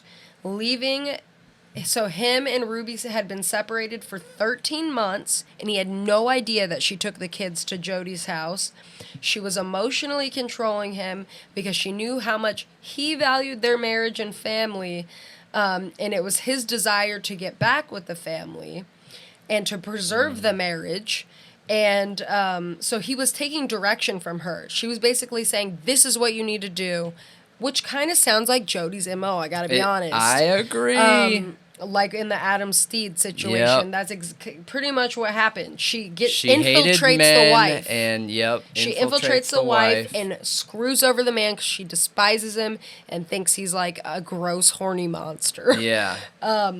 So her direction was that it's so much better off at home without him, and that she thinks they can salvage the marriage, but like, she doesn't want him to have communication with the kids for right now. And then she will reach out when they're ready for communications. Isn't that so? That is such extreme manipulation. Yeah, we can fix our marriage, but it's so much better off without you here. And I just can't have communication right now, but I'll reach out when we can. Yeah. Strange. But we'll be able to fix the marriage, don't worry. So strange. Super weird. Uncommon. And, like, I get space, but, like, kids shouldn't be part of space, okay? Because both parents are equally important. Oh, man. I'm should just blown still be away. able to see his kids. I agree. I do agree. I think he was being heavily manipulated through Jodi's masterful manipulation tactics, and they're all in the Mormon faith, you know, and she's using that religion against them, and which shocks me because women don't have any say in the Mormon religion, so I'm really surprised. Yeah, but she's backed by the Mormon Church, which we found out through Jessie, the niece's interview. The Mormon Church was helping her get her large payments from insurance companies because they were suggesting and they were manipulating what kind of therapy it was and all this other stuff. Yeah, I know. It's just insane stuff. So the Mormon Church knew what she was doing wrong and supported it because she supported their initiatives and vice versa. So it's like wild, you guys. That's how organized crime works. Yeah. You know? Organized crime of belief systems. Seriously. But if you haven't checked out, like, Adam Steed's interviews, Jessie, the niece's interviews, the sisters' videos about all of this mess, because they go into a lot of details and stuff that I didn't mention here, but I still thought it was important to talk about. Definitely go check them out. Yeah. Mormon stories. The sisters have their own, channels. There's all kinds of stuff. I think Sidebar Podcast might have had the niece on. I think that's what it was. I think that the kids need to Hidden True Crime. Hidden True Crime for Adam Steed, too. The kids need to sue the heck out of Ruby. Oh, yeah. They need to, all of them. They need to take everything monetary that she's worth so they're set up because they got money and she's putting them through hell. And they need to be set up for college and life and have a nice kickstart because all they've had in their life is not true parental love. I mean, you know that Ruby filmed her daughter going into puberty, buying bras, starting her period, shaving, and having sex talks. All on her channel. Like, this channel was built off of the abuse. The kids' backs. The kids' backs. And they were being abused. They were being exploited, starved. Like, it started, I'm telling you, the abuse started before Jodi. We can see that clearly on the channel if you watch any of the clips. That was before Jodi was sleeping on the floor for 3 months. Like, what? When you have a bed in a room, you take your son who's puberty age, going through puberty, and puberty is so hard for boys. I'm sure it is for girls too, but I just have my experience. But so hard for boys, so uncomfortable, unsure of yourself, unsure of all these changes, and you take his bedroom away from him? First, 7 months, yeah. During that for all you people watching... It's a Mormon belief that kids pretty much shouldn't have privacy, though. Do you know what happens to a boy going through puberty that is sleeping? Do you know how they wake up every night? Do you know how things happen while they're sleeping? And you take all their privacy away. That's super embarrassing. Super embarrassing, completely out of his control, and he could possibly be waking up with all of his family around him with wet, you know what I mean? Wet pants. All that stuff that comes with it. Dude, abuse. Yeah. Manipulation, everything. Oh man, it gets me so worked up. I'm so tired tonight, and this is still getting me so worked up. God, man. Yeah. You know, people died at that camp she sent her son to? Kids literally have died there. I'm not surprised. So, yeah. The abuse started before Jodi, so I'm not convinced that the husband has no idea about the abuse. Now, I do think a lot of it is rooted in Mormon culture and beliefs. That Jodi further manipulates and makes more extreme. Yeah. But I do think there's some rooting in culture and beliefs there. Yeah. If I had to guess, I would say that there's some denial with the husband because she was the face of the channel. He was not on it nearly as much as her, not even close to as much as her based on everything that I'm seeing. So was she the one making the decisions and he was there to be the yes man where... Probably. Yes. No matter what she says. Yes. You know, happy wife, happy life. And so no matter what she says, he says yes. He still needs to be held accountable, but it is a much different accountability than what hers is going to be. He needs to see a therapist. He needs to be trained on what it looks like to be a good parent, how a good parent engages, how a good parent teaches their kid, holds them accountable in a healthy way, loves them, cares for them, and you know what I mean? Like, he needs all of that. Yeah, I think Jodi saw an abusive mother that had similar values to her and a pushover dad and thought, and a huge following of 2 million for her to get her ideas for God out there that would benefit the world. She'd save the world. Yep. And she took advantage of it. She split them up. Probably was sleeping with Ruby, to be honest. I think Ruby took advantage of her too. Oh yeah. I think it was dually motivated. I'm not letting Ruby off at all. Yeah. Not even a little bit. No way. I don't even think Ruby was that hardcore manipulated, if I'm being honest. She was already abusive. She was bought in. She's like, oh my God, I'm in love. Yep. Yep. I think that's exactly what it was. But anyway, we want to know what you think. As always. Yep, as always. And that's that on 8 Passengers for right now. And that is the show tonight. So this is Thought Riot Podcast. My name is Brendan. And I am Malia. And on the way out, make sure you do all those things. Hit that like button, hit that subscribe button, hit that notification button. Leave a review if you're listening to audio only. If you want to join the conversation, come over to the live stream where we're streaming Sunday, Monday, Wednesday, Thursday, 9 p.m. to 11 p.m. Central Time, or a.k.a. Chicago Time. We do have streamlabs.com/Thought Riot Podcast, but we are moving to Patreon. We have set up our memberships and all of our social medias. Come hang out with us. Come find the Discord invite link and come have a good time. Let's talk about it. Yep. Get those thoughts going. Thought Riot. Yep. If you made it to the end of this podcast, you're our favorite. Leave a gold star in the chat. Gold. Yep.